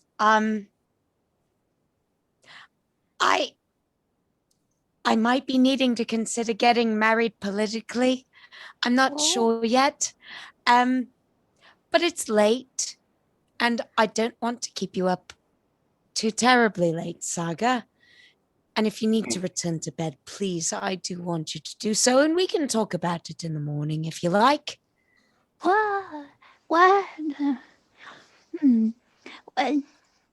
Does Just maybe try sketching some wedding dresses. That should help I you was- get to sleep. Well, that's what I was Nanna gonna goes ask. red in the face, like The and she, like, political- starts. Do political weddings have wedding dresses? That's what I was thinking. That's what I was trying to. I wasn't sure if I could. Thanks, Roshan. I will go right do that now. And she's gone. I'd like to know where Saga and Tordrekt are staying tonight. Are you getting rooms at the inn, or what's up? Tordrekt was told he could stay in Rose's room. Yeah, they the could sleep second 3. person to walk up to the room. Yep. Yeah, you go up to everybody. The game's getting saucy again. My bad. Yeah, Shit. Tordrekt, you're like, yeah, I'll go to bed. All right, good night, everybody. You go up to the room, and as I stated before, Bone Mountain. And that is the only way I'll describe it. Well, I'd Steam bless you in the under name the of the door. 9 sisters, but I don't think you need my blessing. And then you leave the room. But if people requested it, Hertha would be not Hertha. Hertha's not here. She has a baby. My brain stopped. Roshan's aunt would give people rooms, and even if they didn't have the money for it per se, would like put it on tab. So that people would have somewhere to sleep after watching 2 people exit that room, unable to catch Fen because it was a busier time of night when he left. But if Saga and Tordrekt request it, they could get rooms. Yeah, Tordrekt comes right up to the bar. I need a drink. And drinks I are saw when you can pass Fen go past with that exact same expression. What's going on in that room? I don't know what it's called. I don't know what it's called. know what it's called. I'm just picturing like Tordrekt's face and just like this light silhouette of a mountain. Just I don't want to talk about it. We dwarves learn how to wrestle, and that's about the closest thing I can do. The wrestling room. Yeah. They're fighting over something, choking each other I and don't know everything. what they're so I mad don't know about. who's winning. I can't tell. I couldn't tell. Who's Pretty even. involved? Do I need to go and intervene? Nanna, you certainly know what's up. But people get their drinks. Time starts to pass. People go off to where they're sleeping. Saga was doing some sketches. Roshan. I go to Nana's closet and start looking at what she has. Yeah. Oh my You- god! you, like, step Yeah, over Nanna would Fen in the escort doorway. Saga like back to her house. You step over Fen and break into Nana's house. Yeah. Well, Nanna would let her in if Saga were to leave from Yeah, the Saga, from the you inn. are now fully invested, and you look through her closet and you do some sketches, and you're very excited. You don't. Is it a political wedding? Is it different? I don't know. Gonna find out. While Saga is doing that whirlwind inside, Nanna will probably sit outside next to Fen while he's taking his meditation because it's a little bit easier for her to handle than the whirlwind that's going on inside. You just hear like bits of like, oh, but this would be really, oh, but if you had these. You sit outside. Time passes. Back at the inn, things start slowing down a bit, and people start leaving. and you're basically in the cleanup phase, Roshan, and eventually 4 a.m. rolls around, and you know that your appointed escort should be there.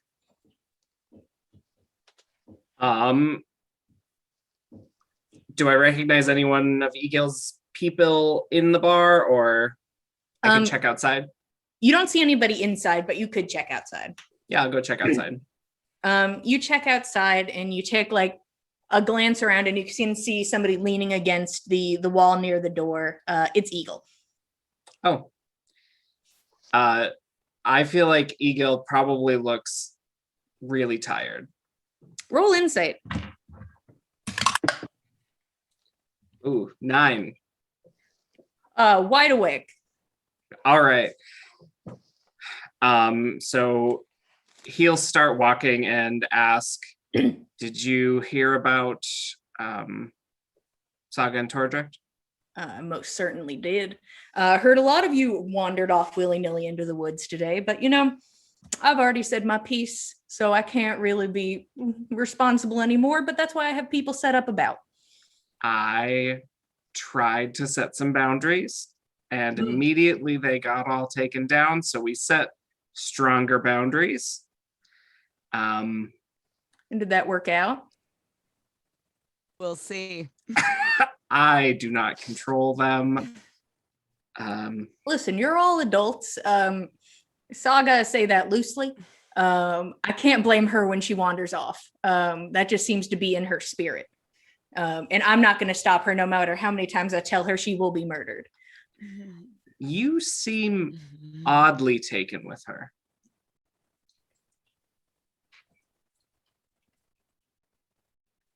She's pleasant.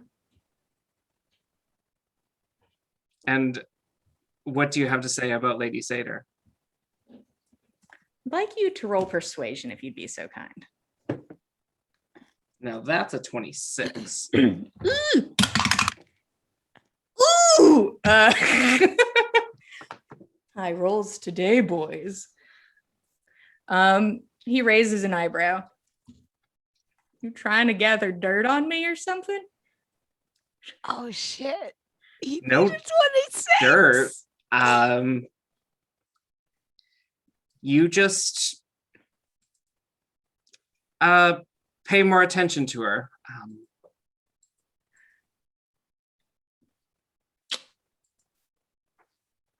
Not that I'm like jealous or anything. Do you need to roll deception on that? No, he's not Okay. jealous. He's Okay. teasing. I'm just checking. He raises an eyebrow. Well, if you were, there's no reason to be.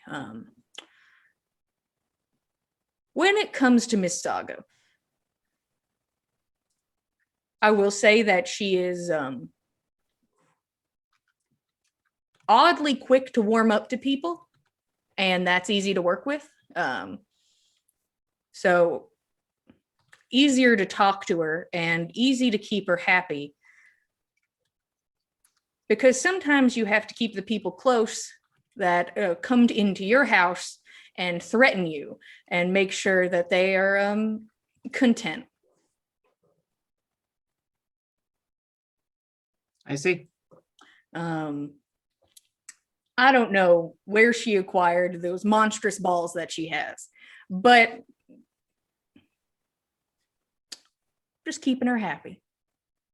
She really does have no fear. It is an interesting trait. And she does not have a magical house to walk into to back it up. So even scarier, honestly. Maybe she's just that powerful. I hope so, for her sake.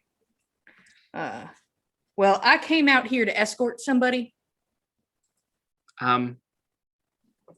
Let's go. I just want to thank you for sending your people after our friends to make sure they got home okay. Of course. I said I would have feelers out, and those feelers, instead of, seeing if anybody was sneaking in, more of people just casually walking out. But everyone seems to be okay, and now I know who to look out for. And they must be a bunch of fucking idiots. So easy enough on my part. I can handle idiots. That's no problem. Onwards then. I've gotten to hear a good bit about our new friends who have come to town. Once again, feelers out and about.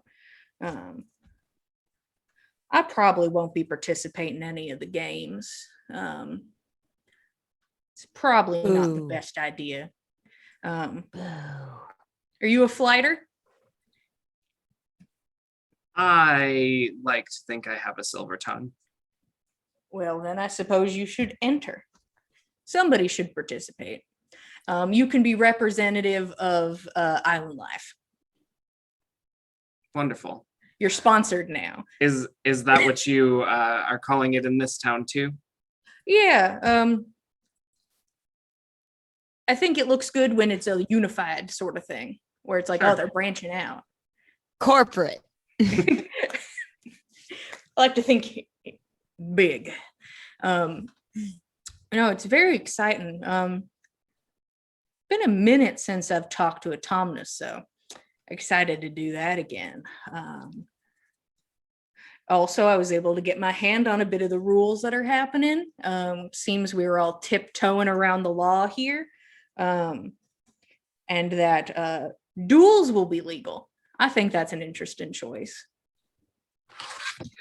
I hear they're trying to keep it to a minimum, but so not advertise them, but allow them should they come up. Yeah. I've never been much of a dueler myself. I will say, first off, I've never said no to a duel, but I always give stipulation. If someone gets surprises me by offering a duel, I get to make the terms. Mm-hmm. And if they don't agree, then that's on them. But have yet to say no to a duel and have yet to lose. But I don't plan on fighting in front of a bunch of chiefs. So you're not expecting a duel? I mean, I said there are a bunch of idiots about trying to, pick off your friends, but I don't think they're that fucking stupid. And Autumnus, he's a fucking idiot, but he cannot fight. So I think I am in good standing. Does Heinir have a champion in Olafsveller? They'll probably bring somebody for the archery. Okay, but not a dueler. I don't think so. They want to look passive, belly up, That's how they do things. Well, I hope you can safely avoid them then. I guess we'll see how it goes. Who knows? Maybe the man wants to talk. You're very good at talking. I feel like he knows that too. All right. Let me show you the place. And basically takes you to where you've already been, but shows you the door. And then there's a door here. And you are brought into the office, which is currently a little sparse, but it has a wooden desk and it has these large, very boring looking books. And there's the office room, and then through an archway is the bedroom, which is mostly comprised of an area of large cushions. Welcome. Get comfortable. I'm sorry your room was taken from you so quickly and aggressively. And I expected it to house more people. I have no follow-up question. And he goes over to the door. Roll Arcana real fast. 13. You can see that he is either casting or activating spells on the door. I hope this isn't intimidating. If you need to leave, just wake me up. And the thing is, I believe I will probably wake up before you. I fully expect you to wake up before me. Yeah. Because if you open this door, I will aggressively be woken up. So I advise you to just wake me up first. Will do. And he gets ready for bed and gets comfortable. It seems he just you're like, I can almost imagine that's where he literally was 10 minutes ago before he came and got me. And is pretending like he isn't very tired. Yeah, and I mean, Ro works full days, so he probably just falls right asleep. Also, it is 4 a.m. Yeah. So. And I'm sure both of you out very quickly. And just to cap off our night, just to cap it off, Gorbjorn. Constitution and dexterity rolls, please. Just straight rolls. Yes, please. Hey. Okay, so for the strength, I got a 16, and for the con, I got a 19. Okay. I'll leave it to the people. It's none of my business. And the night passes. Saga and Fen at Nanna's place. Tordrekt gets a room at the inn. Gorbjorn has a room at the inn. Roshan is over at Egil's. And everybody made it through the day without being murdered. Yay. Good on y'all. Good job, guys. The next day comes, and I'm going to start with Gorbjorn. Agnet is there the next morning. I'd like you to roll perception. 6. Thinking about wolves and maps, yo. And he's just like, I got to get back to my maps. Honestly, you've spent hours with this woman. I will give you advantage. Fine. Perfect. Keep it going, guys. Well, anyways.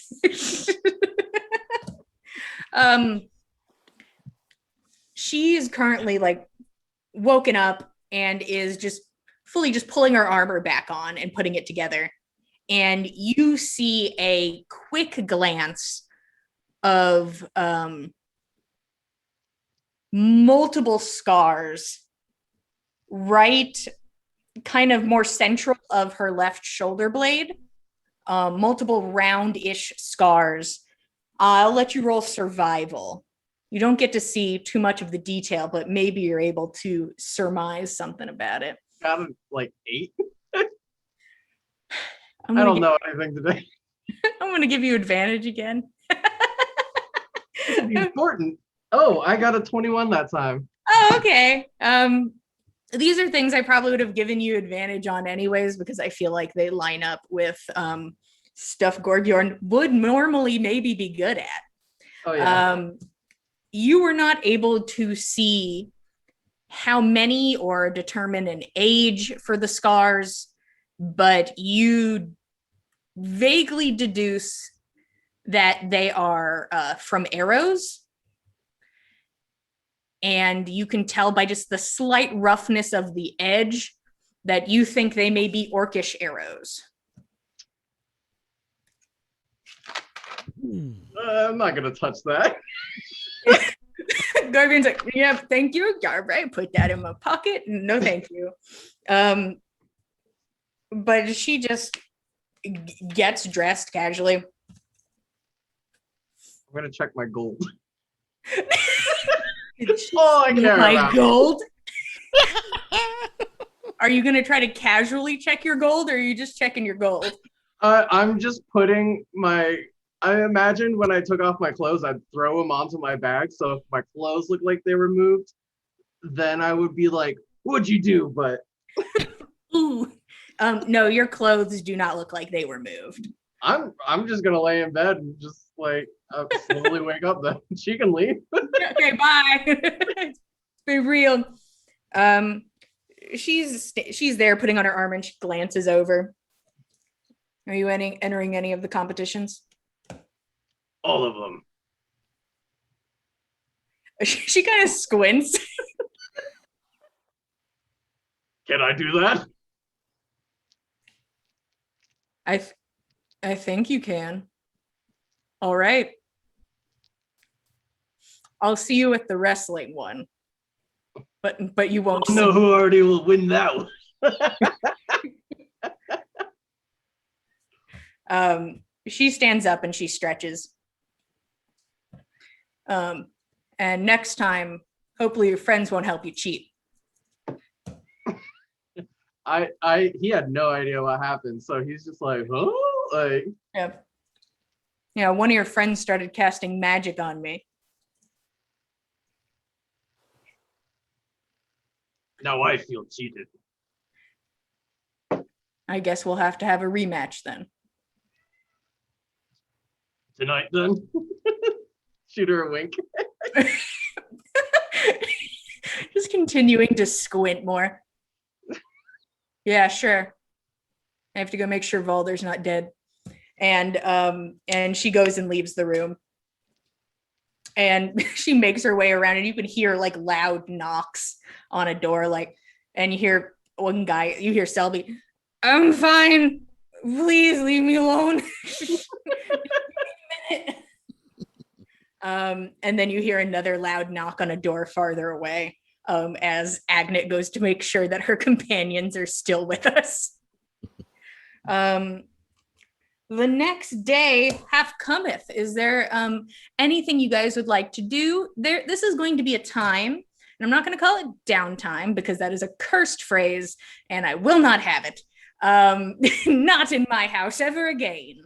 But this is a time where you guys know that these games will be happening and that the Chiefs are coming, and that once again, probably one of these Chiefs wants you dead. This is a time where if you guys would like to talk and plan, you may. Or Saga, you can build your temple. You can do both. But this is a time where if you guys would all like to get together and do any more planning in that department, you certainly can. I was kind of hoping Saga would paint me up Prince Gorbjorn. I'm sure if you ask her, she would be very excited. I didn't want to intervene on her temple building. Yeah. Well, I mean, I probably don't have time to build a whole temple, so I probably just pick a wall and like I'm painting a temple like mural, and then I'll just paint you at the same time. A lot of words. He's just like, yeah, you're looking around, Saga, for a place to paint a nice little mural for your pop-up temple. And you walk past Island Life. And Eagle is outside talking to some people who are bringing things inside, and he looks over at you. Well, that's a lot of paint, Miss Saga. Yes, well, my friend said that I can't go out to the temple anymore, which is really unfortunate. So I'm just going to, build like we'll paint a little mural for Lady Satyr here. Plus, it's probably nice to have something here as well. Well, as you know, I'm just getting into it. I don't know much about the lady myself yet.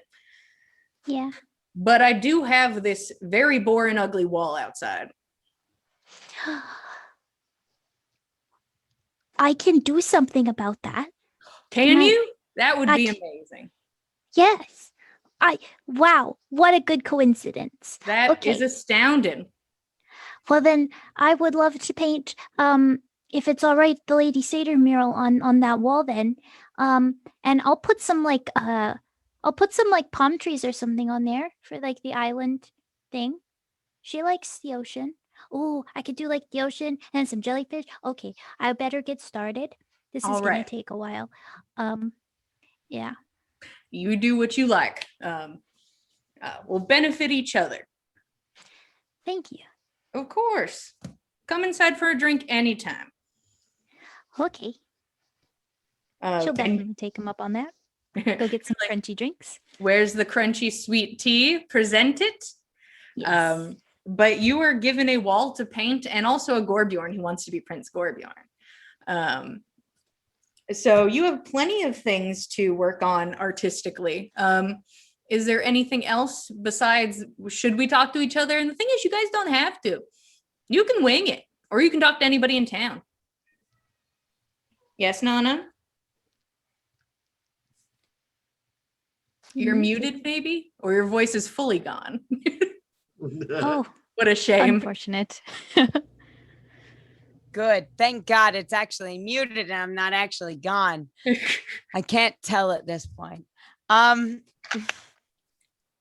question I would pose to the party upon informing them of everything I know, our friend Valder. Do any of you think this is an unnecessary risk, or do you think that this is a worthwhile investment, not just for Gull'Lundr, but maybe for all of the West? What do you think? I value your opinions. I really do.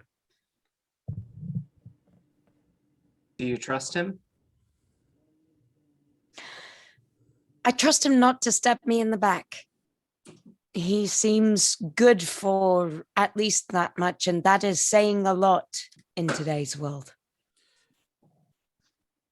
Is he rich?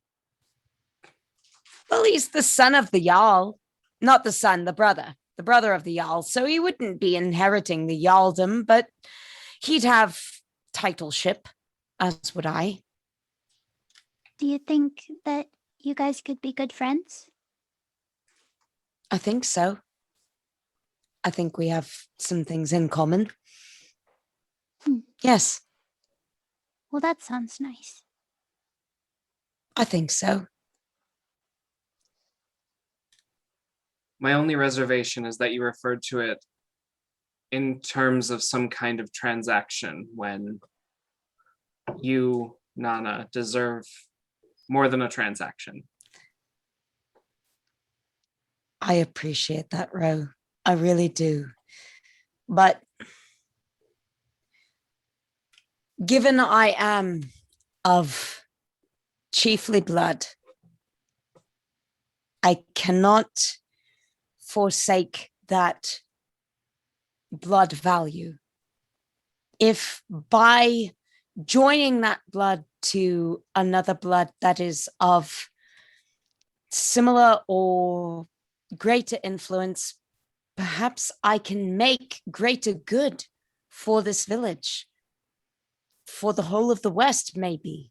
I don't know, but I won't realize those opportunities unless I take this one, will I?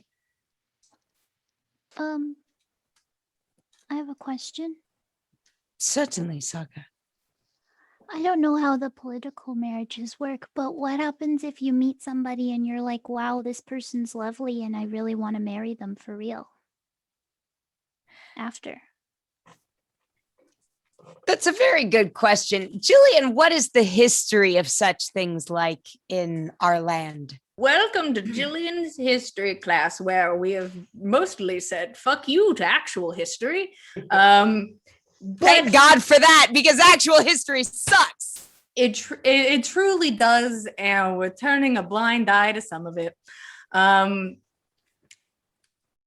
would say that first off, it's not super weird to have multiple partners, but there is definitely like the husband-wife situation where you fill those roles. And as long as you're, for most people, especially the more traditional, fill those roles, you can do whatever else you want to. It doesn't matter.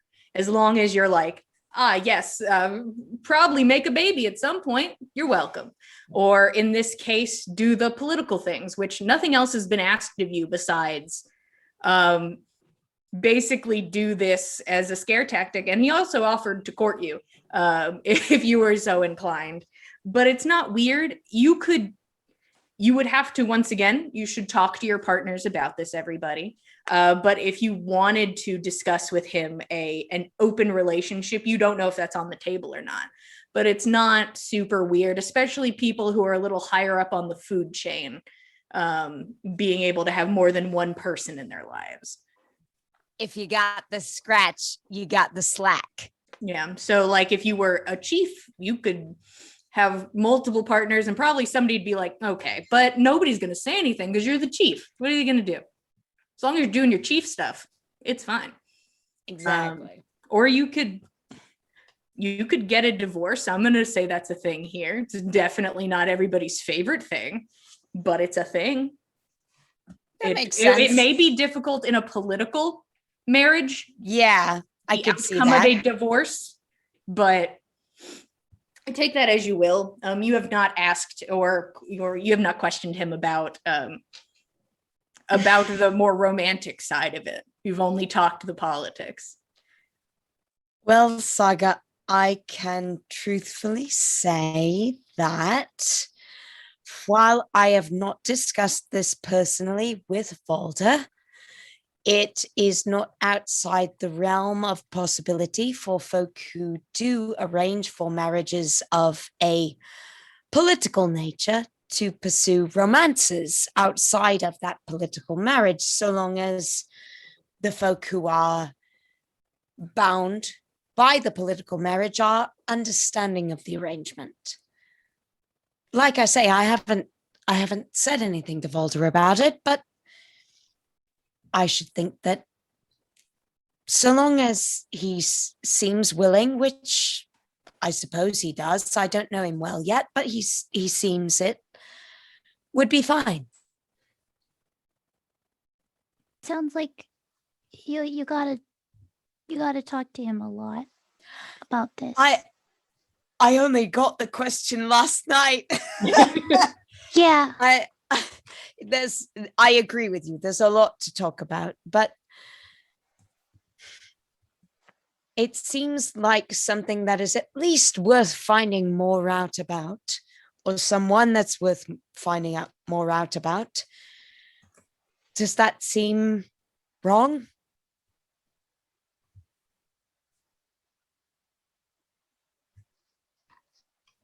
It's your life, Nanna. I ask only because I value your opinion, Saga, and I value your all opinions.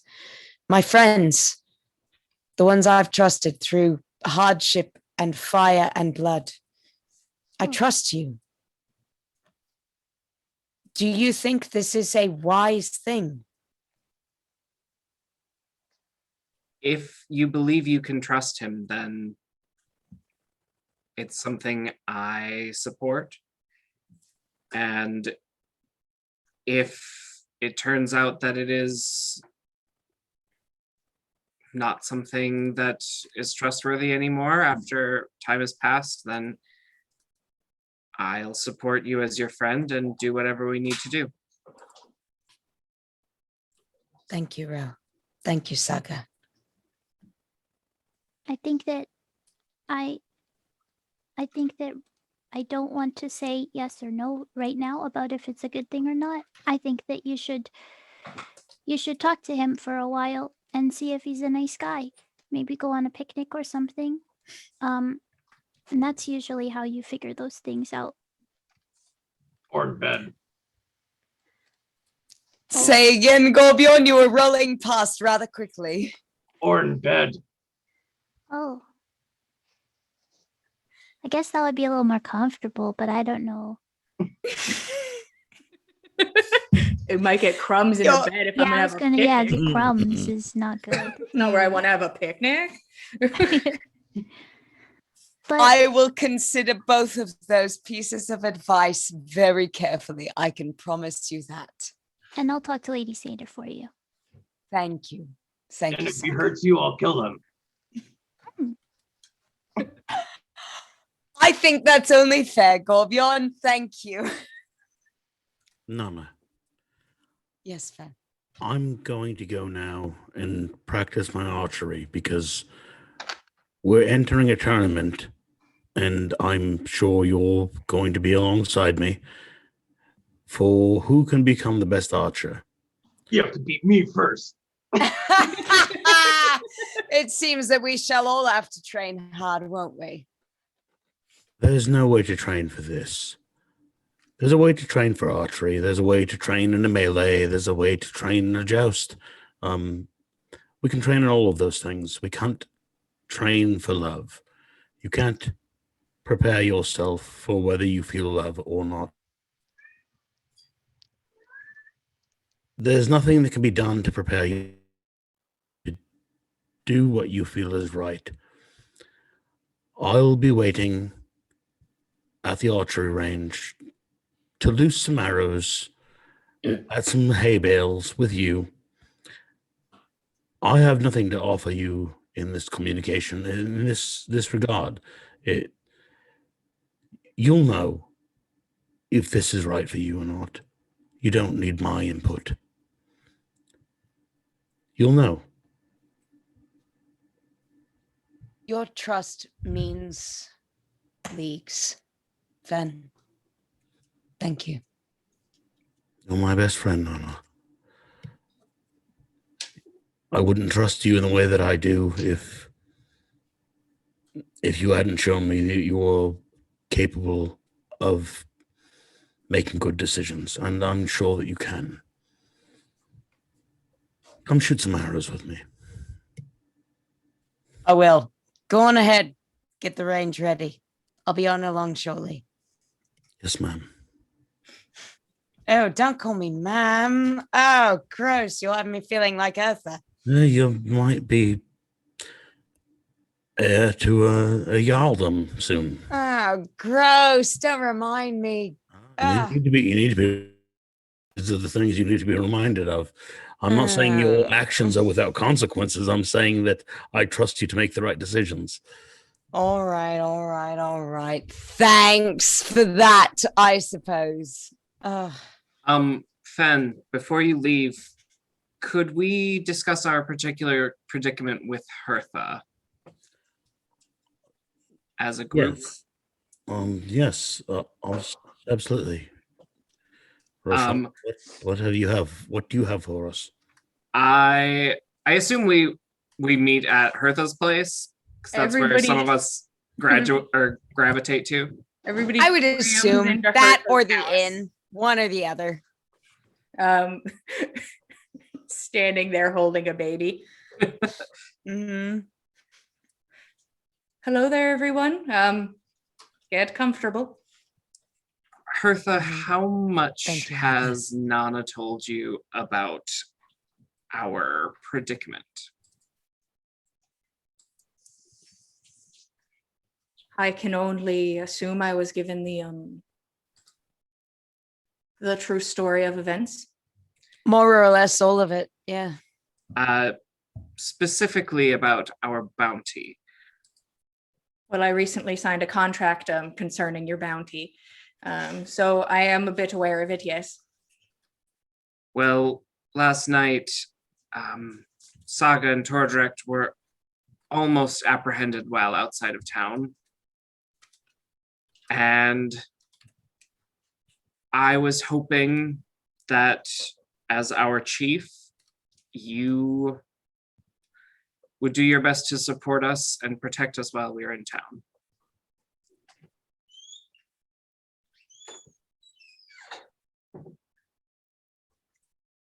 When it comes to the situation with shitty bounty hunters that are coming around, consider the full support of Gull'Lundr. I have no idea the standing of the Jarl in this situation. I'll certainly do my best to support you if it does go to that extent. But if a chief calls for your heads, I will certainly fight for you, but that is a sticky situation, and I just hope it doesn't come to that. We should hope not as well. With any luck, it will not come even close to that. But your support means the world, Hertha. Thank you. Also, no problem. No thanks needed. But if you leave town, once again, or outside my jurisdiction, you belong to the road at that point. Well, we've planned on staying in town until at least after the festival. Yes. I mean, I have men who are looking out. I'll tell them to keep an eye out for anybody that happens to look a bit suspicious. I know Eagle has some people out, which he cleared with me and showed me on a map exactly where he was placing people. Very courteous of him. I'm appreciative that he is as forthright as that. Yes, I'm sure he's incredibly forthright. Is there any chance we can get a copy of that map? Just one copy for the group. And is there any way we'll know your personnel from any stranger? Well, I've had the same men and women working in Gull'Lundr before I became chief. At least Nanna would be able to identify them. They do wear a coat of arms, so they are identifiable by that. I could describe it for you, Fen. I'll sketch it for you later. All right. Also, I'm currently trying to make the same forthrightness as Eagle is. At this time, I will not be showing you where his people are placed. Try to stick to main areas of town, stick together. If somebody strange approaches you, and I think you'll realize if there's a problem. That certainly makes sense. We'll stick as close as we can. Saga, I know that your temple is important to you, but if your Lady Seda could see it in her heart to allow you to do her work within Gull'Lundr's walls just for a short time, and then you can return to your temple when things are safe, I believe Lady Seda would prefer to keep her profit in the long term. Yes? It's not really, sometimes you have to go do things like Tordrekt said, sometimes you have to go do things that are scary or don't seem super great. But it sounds like everyone says this is the thing, and everyone's going to be here anyway. And since I want to talk to a lot of people, I guess being here is fine. Yeah, okay. Probably For the time being, for only the time being, until after the festival.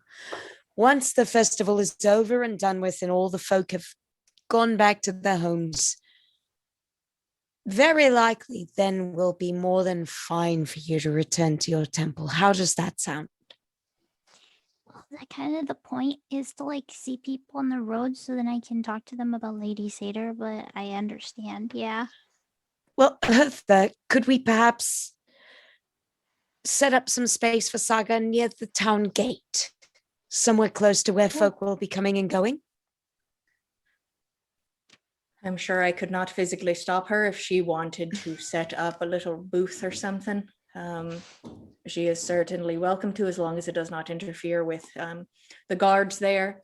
And as long as she sets up near the guards, if she is near the edge of town.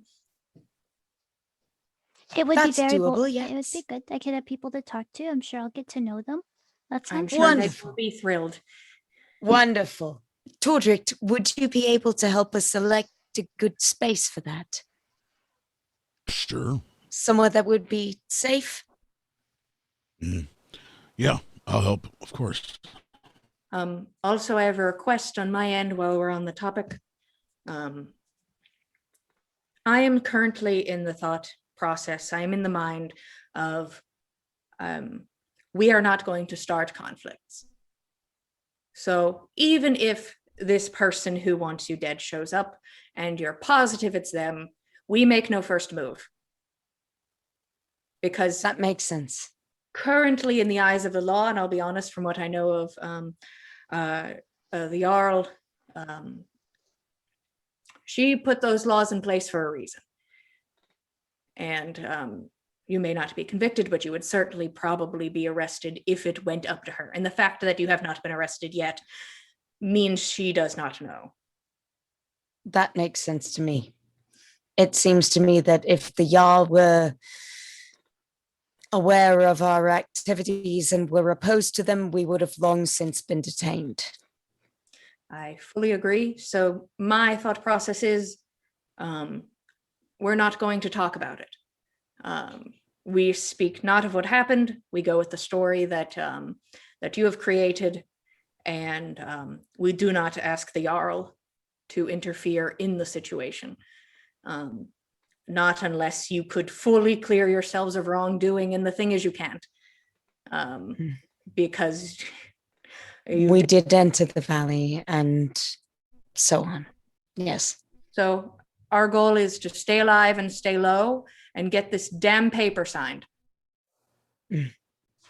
Bertha, thank you for offering to fight for us, but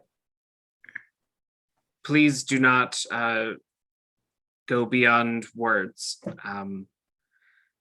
We are more than capable of defending ourselves after the 2 months we spent away. Listen, I truly believe that. I think you could defend yourselves, and I certainly haven't taken up a shield in a hot minute. But it's like riding a Norse bicycle. It's like riding a Slipnir, yes? Yeah, it's like riding a horse with too many legs. It's like, that's fine. You never forget. You never forget how to ride a too many legged horse. So the thing is, if I said I was going to fight for you, it probably would not be in the way of hands, because I'm in a situation where I could easily start a war if I start throwing hands. But I will certainly fight with words if necessary. But hopefully all of you will, keep a low profile. That's our concerted hope and our intention. And to that end, we will endeavor.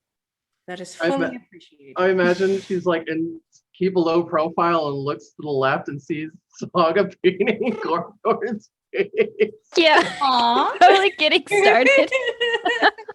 She looks so tired. She's like, right. So I definitely got distracted by this in this conversation. It's boring. So what we're going with is that we don't think the Jarl knows, and what the Jarl knows will not hurt her at this point in time. And if it escalates past that, or somebody makes an attempt on your life, well, we're going to try and settle it as legally as possible. Let's try not to murder anyone, or confront anyone, or say anything that does not need saying, or creating any situation, while every chief is in town, including the Jarl. And I have to look good is the thing.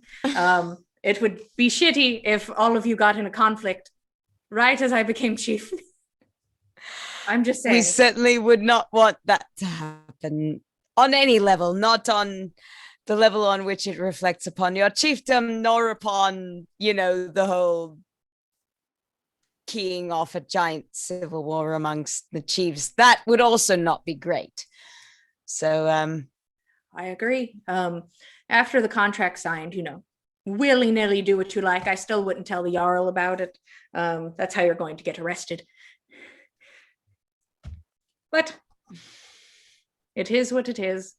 Hopefully, maybe after this peace treaty is signed, they won't see the need to continue to come after you, fearing also starting a war. Hopefully so. And thank you for, at the very least, your verbal support, and that will be more than enough. Thank you. Of course. Anything else? I think later, after everyone left, Roshan would like to inform her of his personal suspicions that it is Freyroon that put out the bounty on us, just so she's prepared. Interesting. I've actually met Freyroon before. I would have described her as a mouse of a woman. She isn't anymore. When we attended her late husband's funeral, she was the opposite.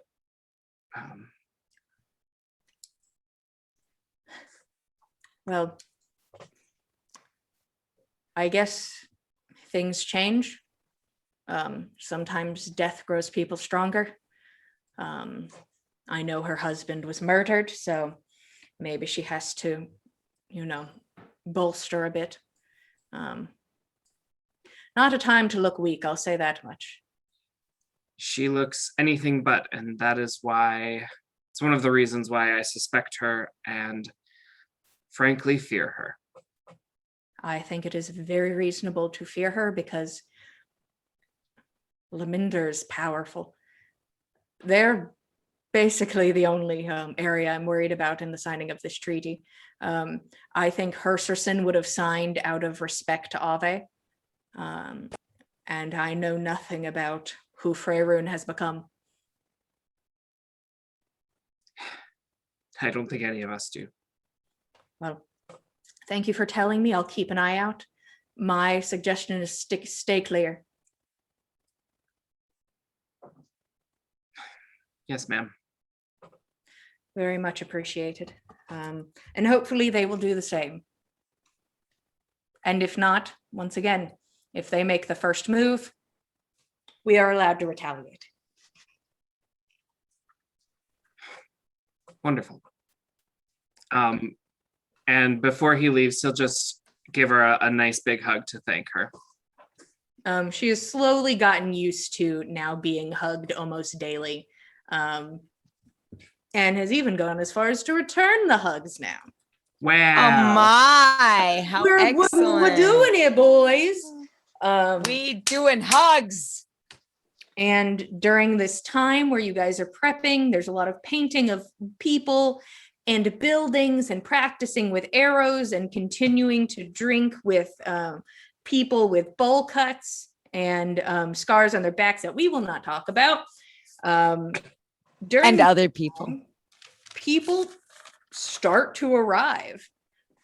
People start coming to town. There are chiefs from smaller areas that arrive first. It's just like we have a town of about 50 people, but happy to be here. And they just came on a small cart. Is the first few to show up.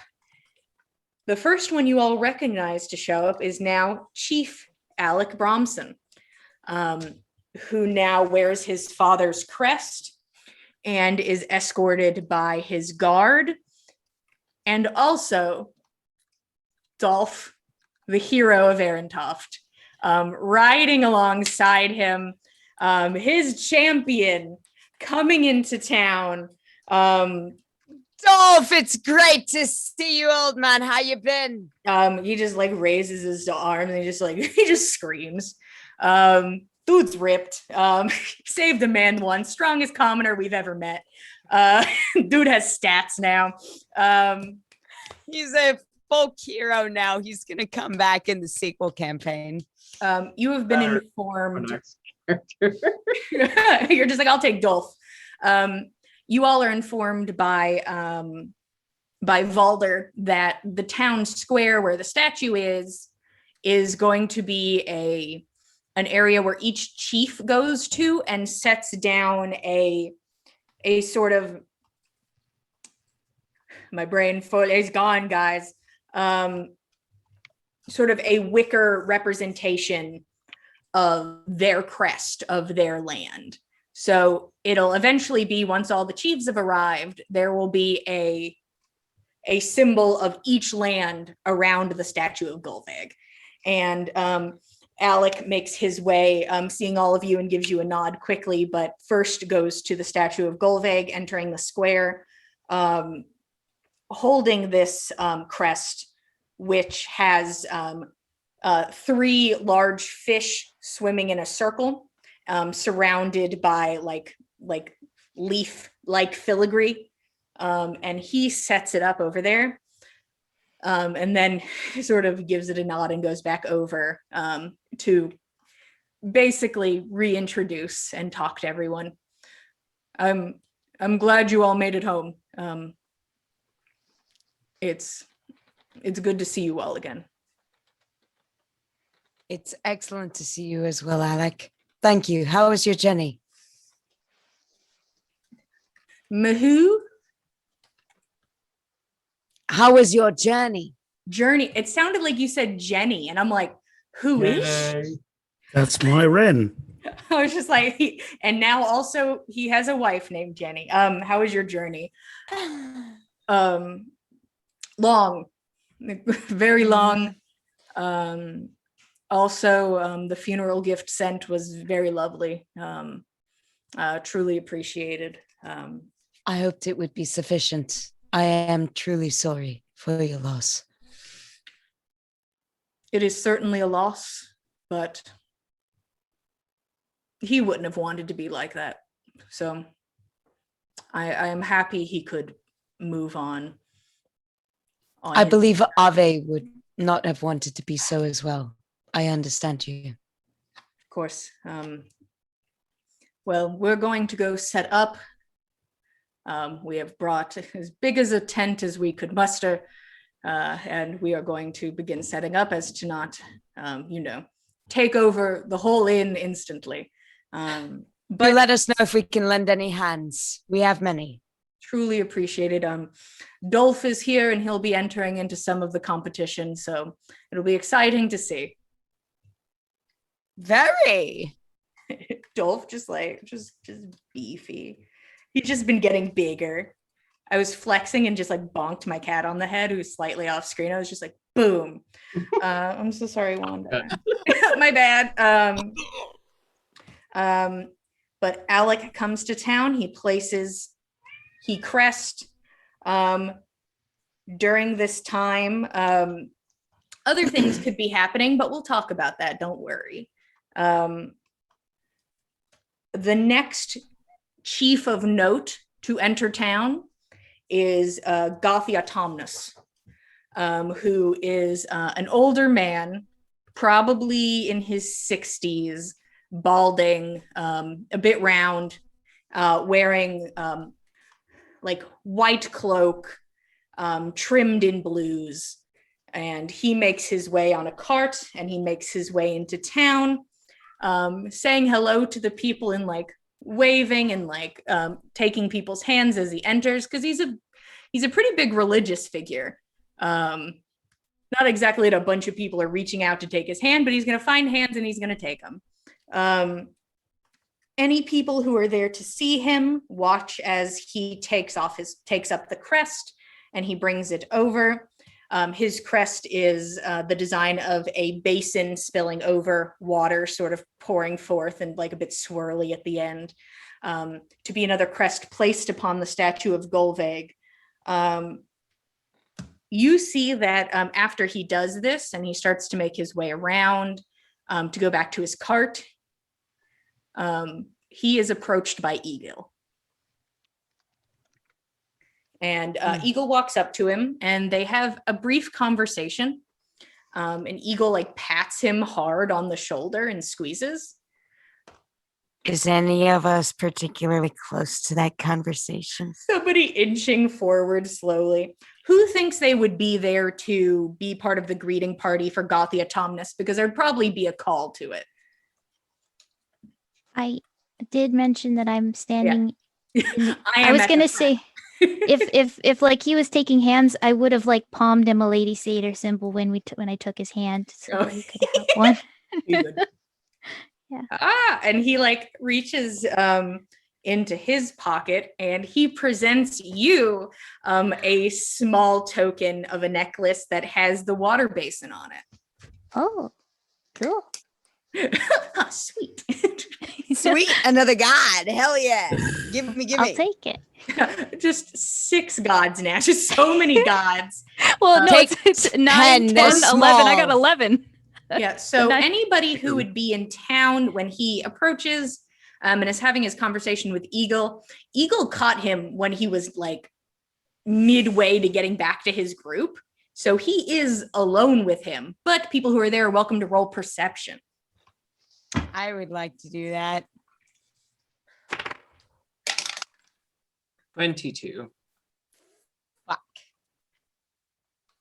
I actually have to pull up his character sheet so I know what this is. 13. Hey guys, everybody loves D&D Beyond. Ooh, everybody living their best lives. Here we go.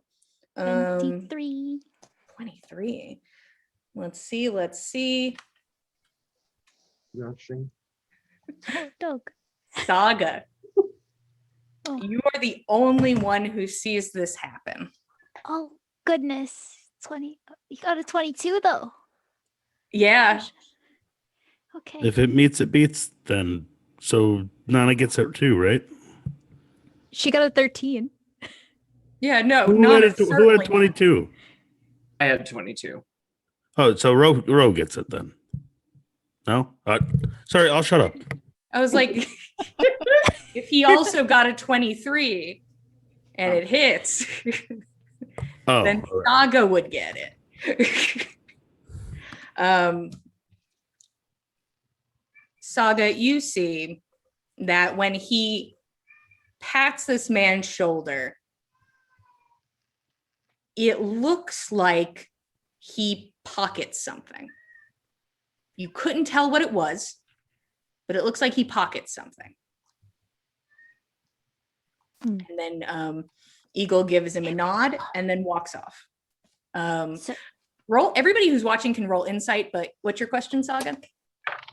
So, pocket something as in a hiding way or in a...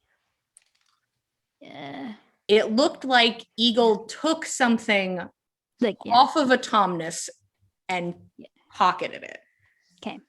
Yeah, it was not like handed to him. It looks like he acquired something. Okay. What are we rolling? Insight. We'll pick a pocket. 10. Is that everybody? I got a 6, but I don't know what's happening. I got a 20. Saga, keeping it up. Not Nat, just dirty 20. Dirty 20. Good enough.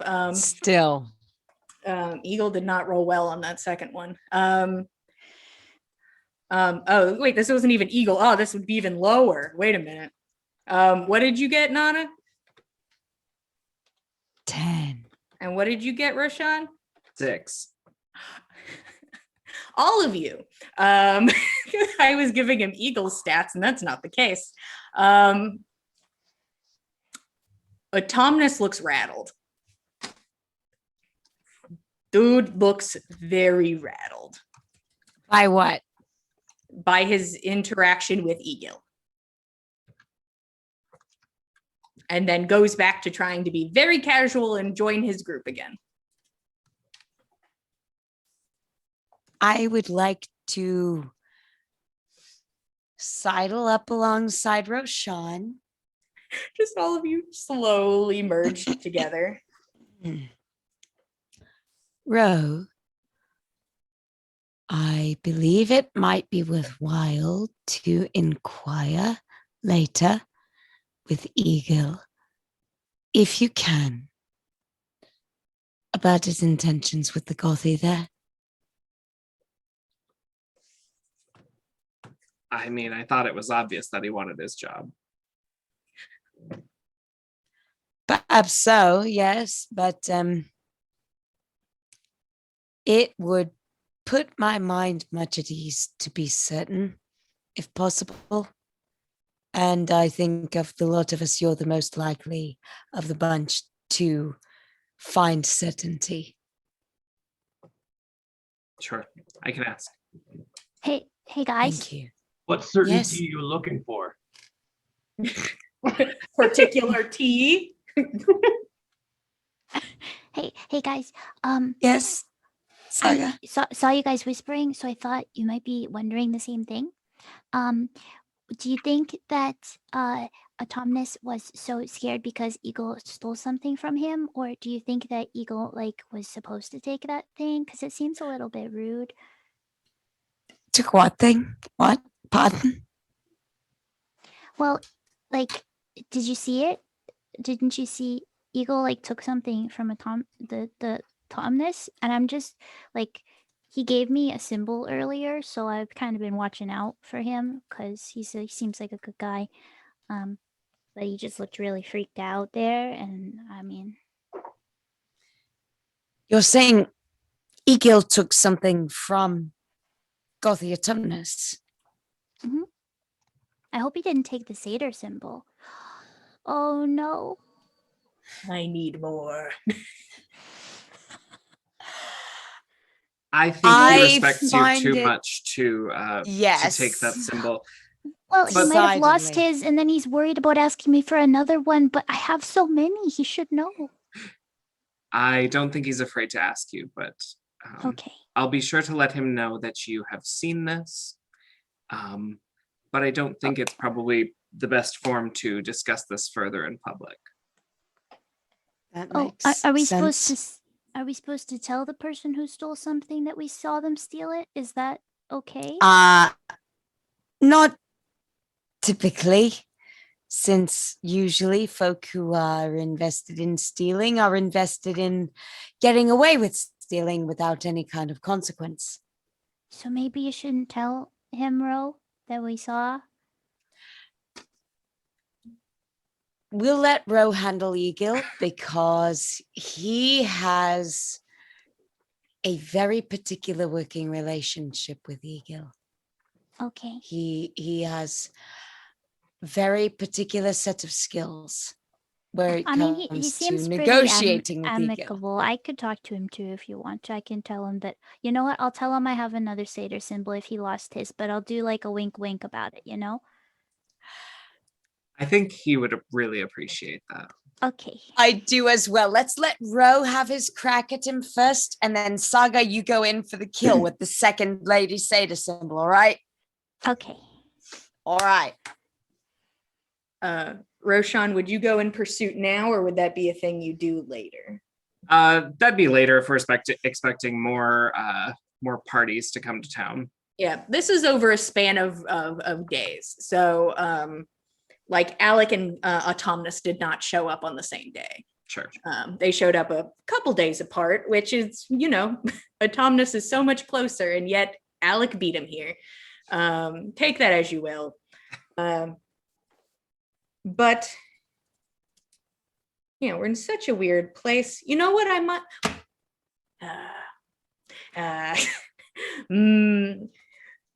such a weird place to be in. I'm going to continue for half a second longer. During this time, let's get all of our chiefs in town, shall we? The next chief of note to enter town is Freyrune Marish and her wife Nadia Elborn.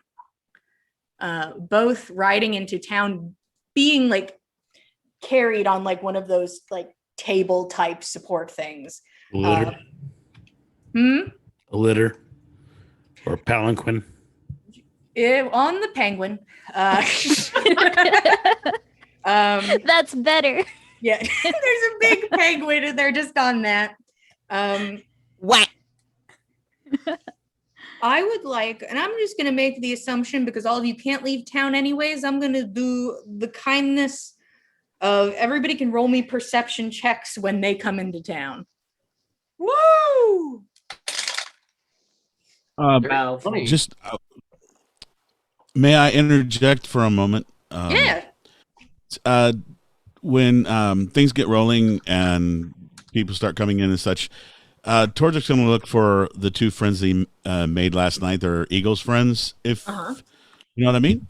Are they out and about? Are they sitting there in the same spot they were before? You find them in the exact same spot that they were before. Okay.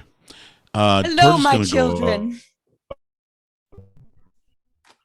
Tordrekt's going to go up to them and say that he needs an escort to where they found him. How far away is it? The place that's the water that's right next to the outskirts of town where we went last night. From where you were, it's probably close to 45-ish minute walk. But if you ask them, they oblige you because they just seem to not want you to go by yourself. Right. He's going to ask for assistance in traveling there, and he's going to grab a shovel and start digging. Like a almost like a ditch that follows the water towards town, so that he's going to try to build a naturist shrine, a proper one, with some water running closer to town, so it's safe, and so that the goddesses can be and gods can be appeased properly. Does he need any assistance with that, or is he okay doing that by himself? Tordrekt feels that he doesn't want to put anybody else's life in danger. Eagle's friends, that's what they do. So he feels that if something happened to them, that's their job. Kind of how the dwarves would look at it. So but he doesn't want anybody else to get hurt possibly. So it's going to be him, a shovel, and those two. Okay. This is going to take some time. Yeah, this is just kind of like something that he's going to do a little bit by a little bit. Yeah, it seems they start to expect you and are ready to go. They've even brought on a third person into their group for your escorting. But yeah, you start doing that. I would like to first know if anybody got on their perception checks a 10 or higher. Okay. People with 10 or higher. You see that Freyrune Marish is still showing the same energy, and by that I can only refer to it as tits out energy. She is still fully just wearing the bear fur and no other top, the way that Hersersen would have worn it.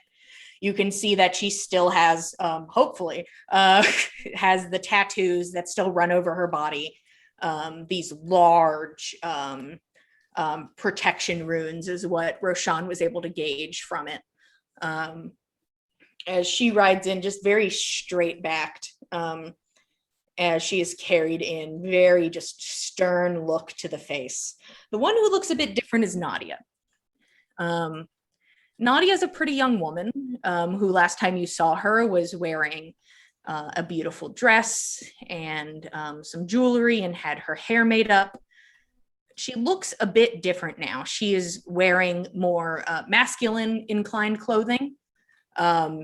Very nice, like quality, but very high collar, long sleeve, very beautiful and intricate, but definitely leaning more towards masculine. Did anybody get a 15 or higher?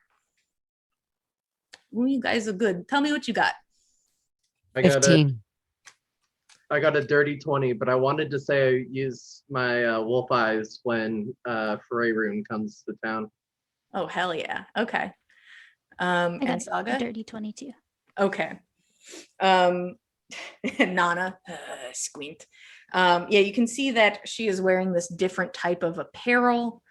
I'm not going to ask Gorbjorn to make this roll for this. I'm going to ask Saga to make this roll real fast.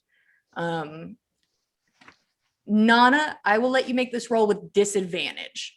I would like a history check.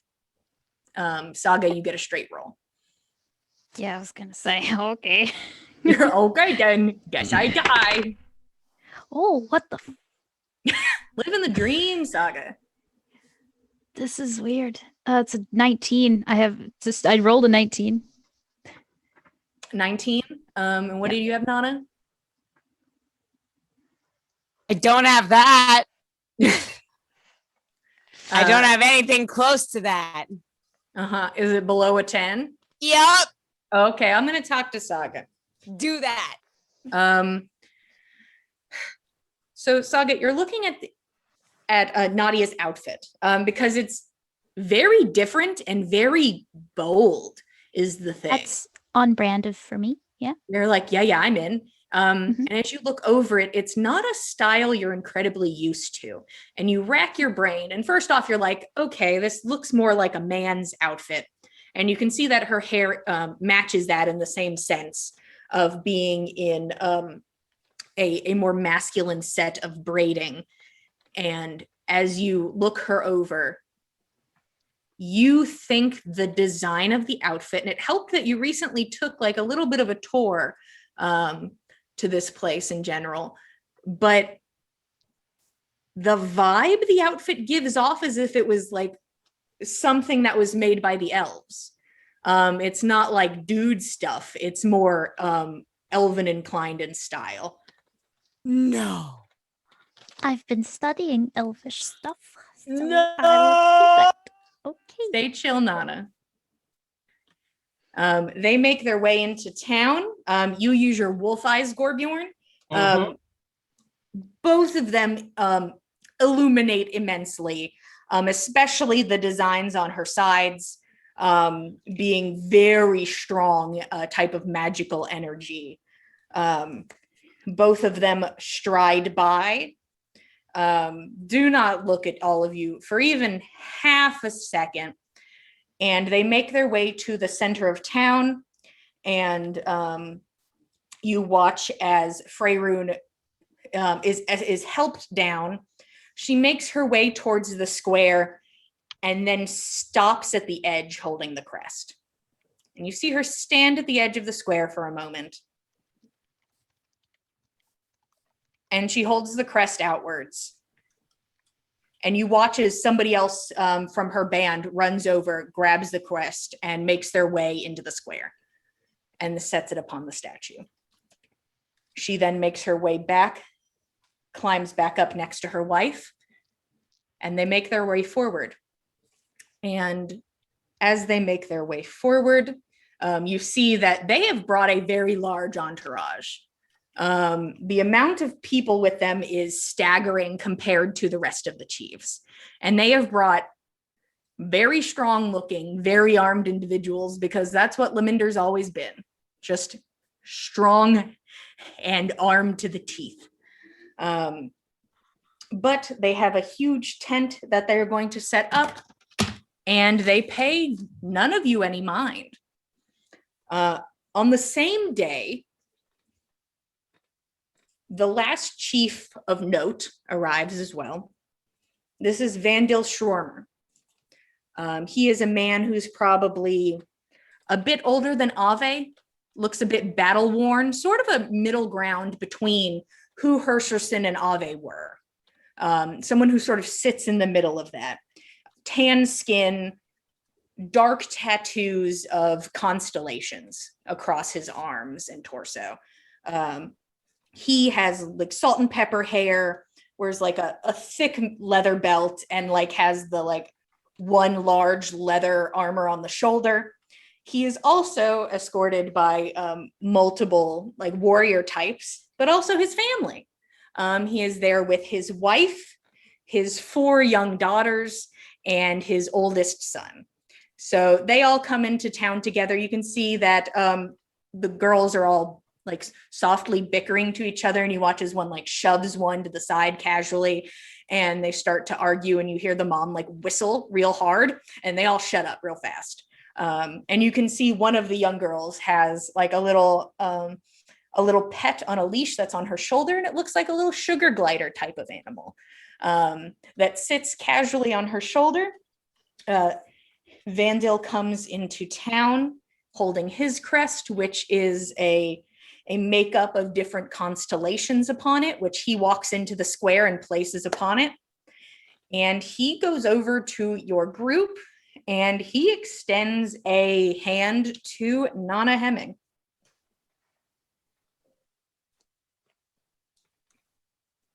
Certainly, Nanna will certainly take that hand and return the shake in kind. Welcome. Thank you. Of course, I haven't, the last time I saw you, you were quite young. Time changes many things now. Time changes many things. Let me introduce you. This is Yakamina, my wife, and you see that she looks a wee bit tired as she has been traveling for an extended period of time with all of her children. And understandable. Does not be happy. He introduces Nanna will recommend to her probably the most relaxing place within town, and maybe also the most reliable place for her kids to be entertained while she can take some time away from them. She smiles. It's probably not a good idea to let them too far out of sight. They're all troublemakers. My sympathies. Thank you. And you see just the young girls, Vandil and his wife are like, she's in her 40s and he's probably pushing 50 now. But one of their children is pretty young, going in order. The oldest is their son, Dylan, who just is sort of standing there as the chaos happens around him. And going in order from oldest daughter to youngest daughter is Desta, Dagny, Davnet, and Dices. And random sugar. They committed to a pattern and they stuck to it. I respect that. They certainly did. I respect that. And at this point, now that Vandil has arrived, all of the chiefs that would be from areas that directly signed this treaty are all in town together. And the only person left to arrive is the Jarl. And that is where we are going to stop for today. Thank you all so much for being here with us. We truly appreciate it. We love getting to tell you guys a story, even if maybe I seemed a bit distant. I tried to keep myself here. I stopped. It was in a weird spot, but we finished what we needed to finish. You were fine, Jillian. You were great. Oh my! You really were. Guys, stop complimenting me. No, we will not. You were awesome. Yeah, no, for serious though, it was a good job. Like we can tell you. Okay. We have a bunch of other rad shit at the Dice Cult as well. Frank, who I almost just called Tordrekt in this moment, could you tell me what happens on Tuesdays? Tordrekt runs the news stream. All Star Nothing happens on Tuesday. We drink a lot when we roll 20s, and we drink a lot when we roll ones. So come on by on Tuesday and have a good time with us. We'll start tomorrow night at 6:30 if we're lucky. Hell yeah. I would have been rolling a lot. I would have been drinking a lot because there was just a moment of so many unnecessary, unneeded 20s. Right. But and then I would be dead. I don't have the tolerance to be on Tuesday's show. Friday was really bad. Fridays were tough, but Tuesday's a little bit better. Yeah, keep it real nice and casual. A casual drink on a Tuesday night. Mm-hmm. Help. Guys, I'm going. Oh no. Also on Saturdays, we have Vampire the Masquerade and The Last Remaining Light. If you're looking for something a little bit different, we took ourselves a little bit of a break last week. So I know you guys are chomping at the bit, at least I am, to see what happens next after we got ourselves a little prophecy. Well, it's a prophecy, it's a vision, we looked inside of a box, it's what it is. But we're all now anxious, or at least I am. So come check us out every Saturday at 9 p.m. Eastern Standard Time for some Vampire the Masquerade. What could go wrong? What hasn't gone wrong, first off? And what else could go wrong? But if you're interested in keeping up with us, we are at Backs of Gods on Instagram and Twitter. On Instagram, we have a lot of character art and maps, and maybe there's a picture of Eagle that's up. I don't know.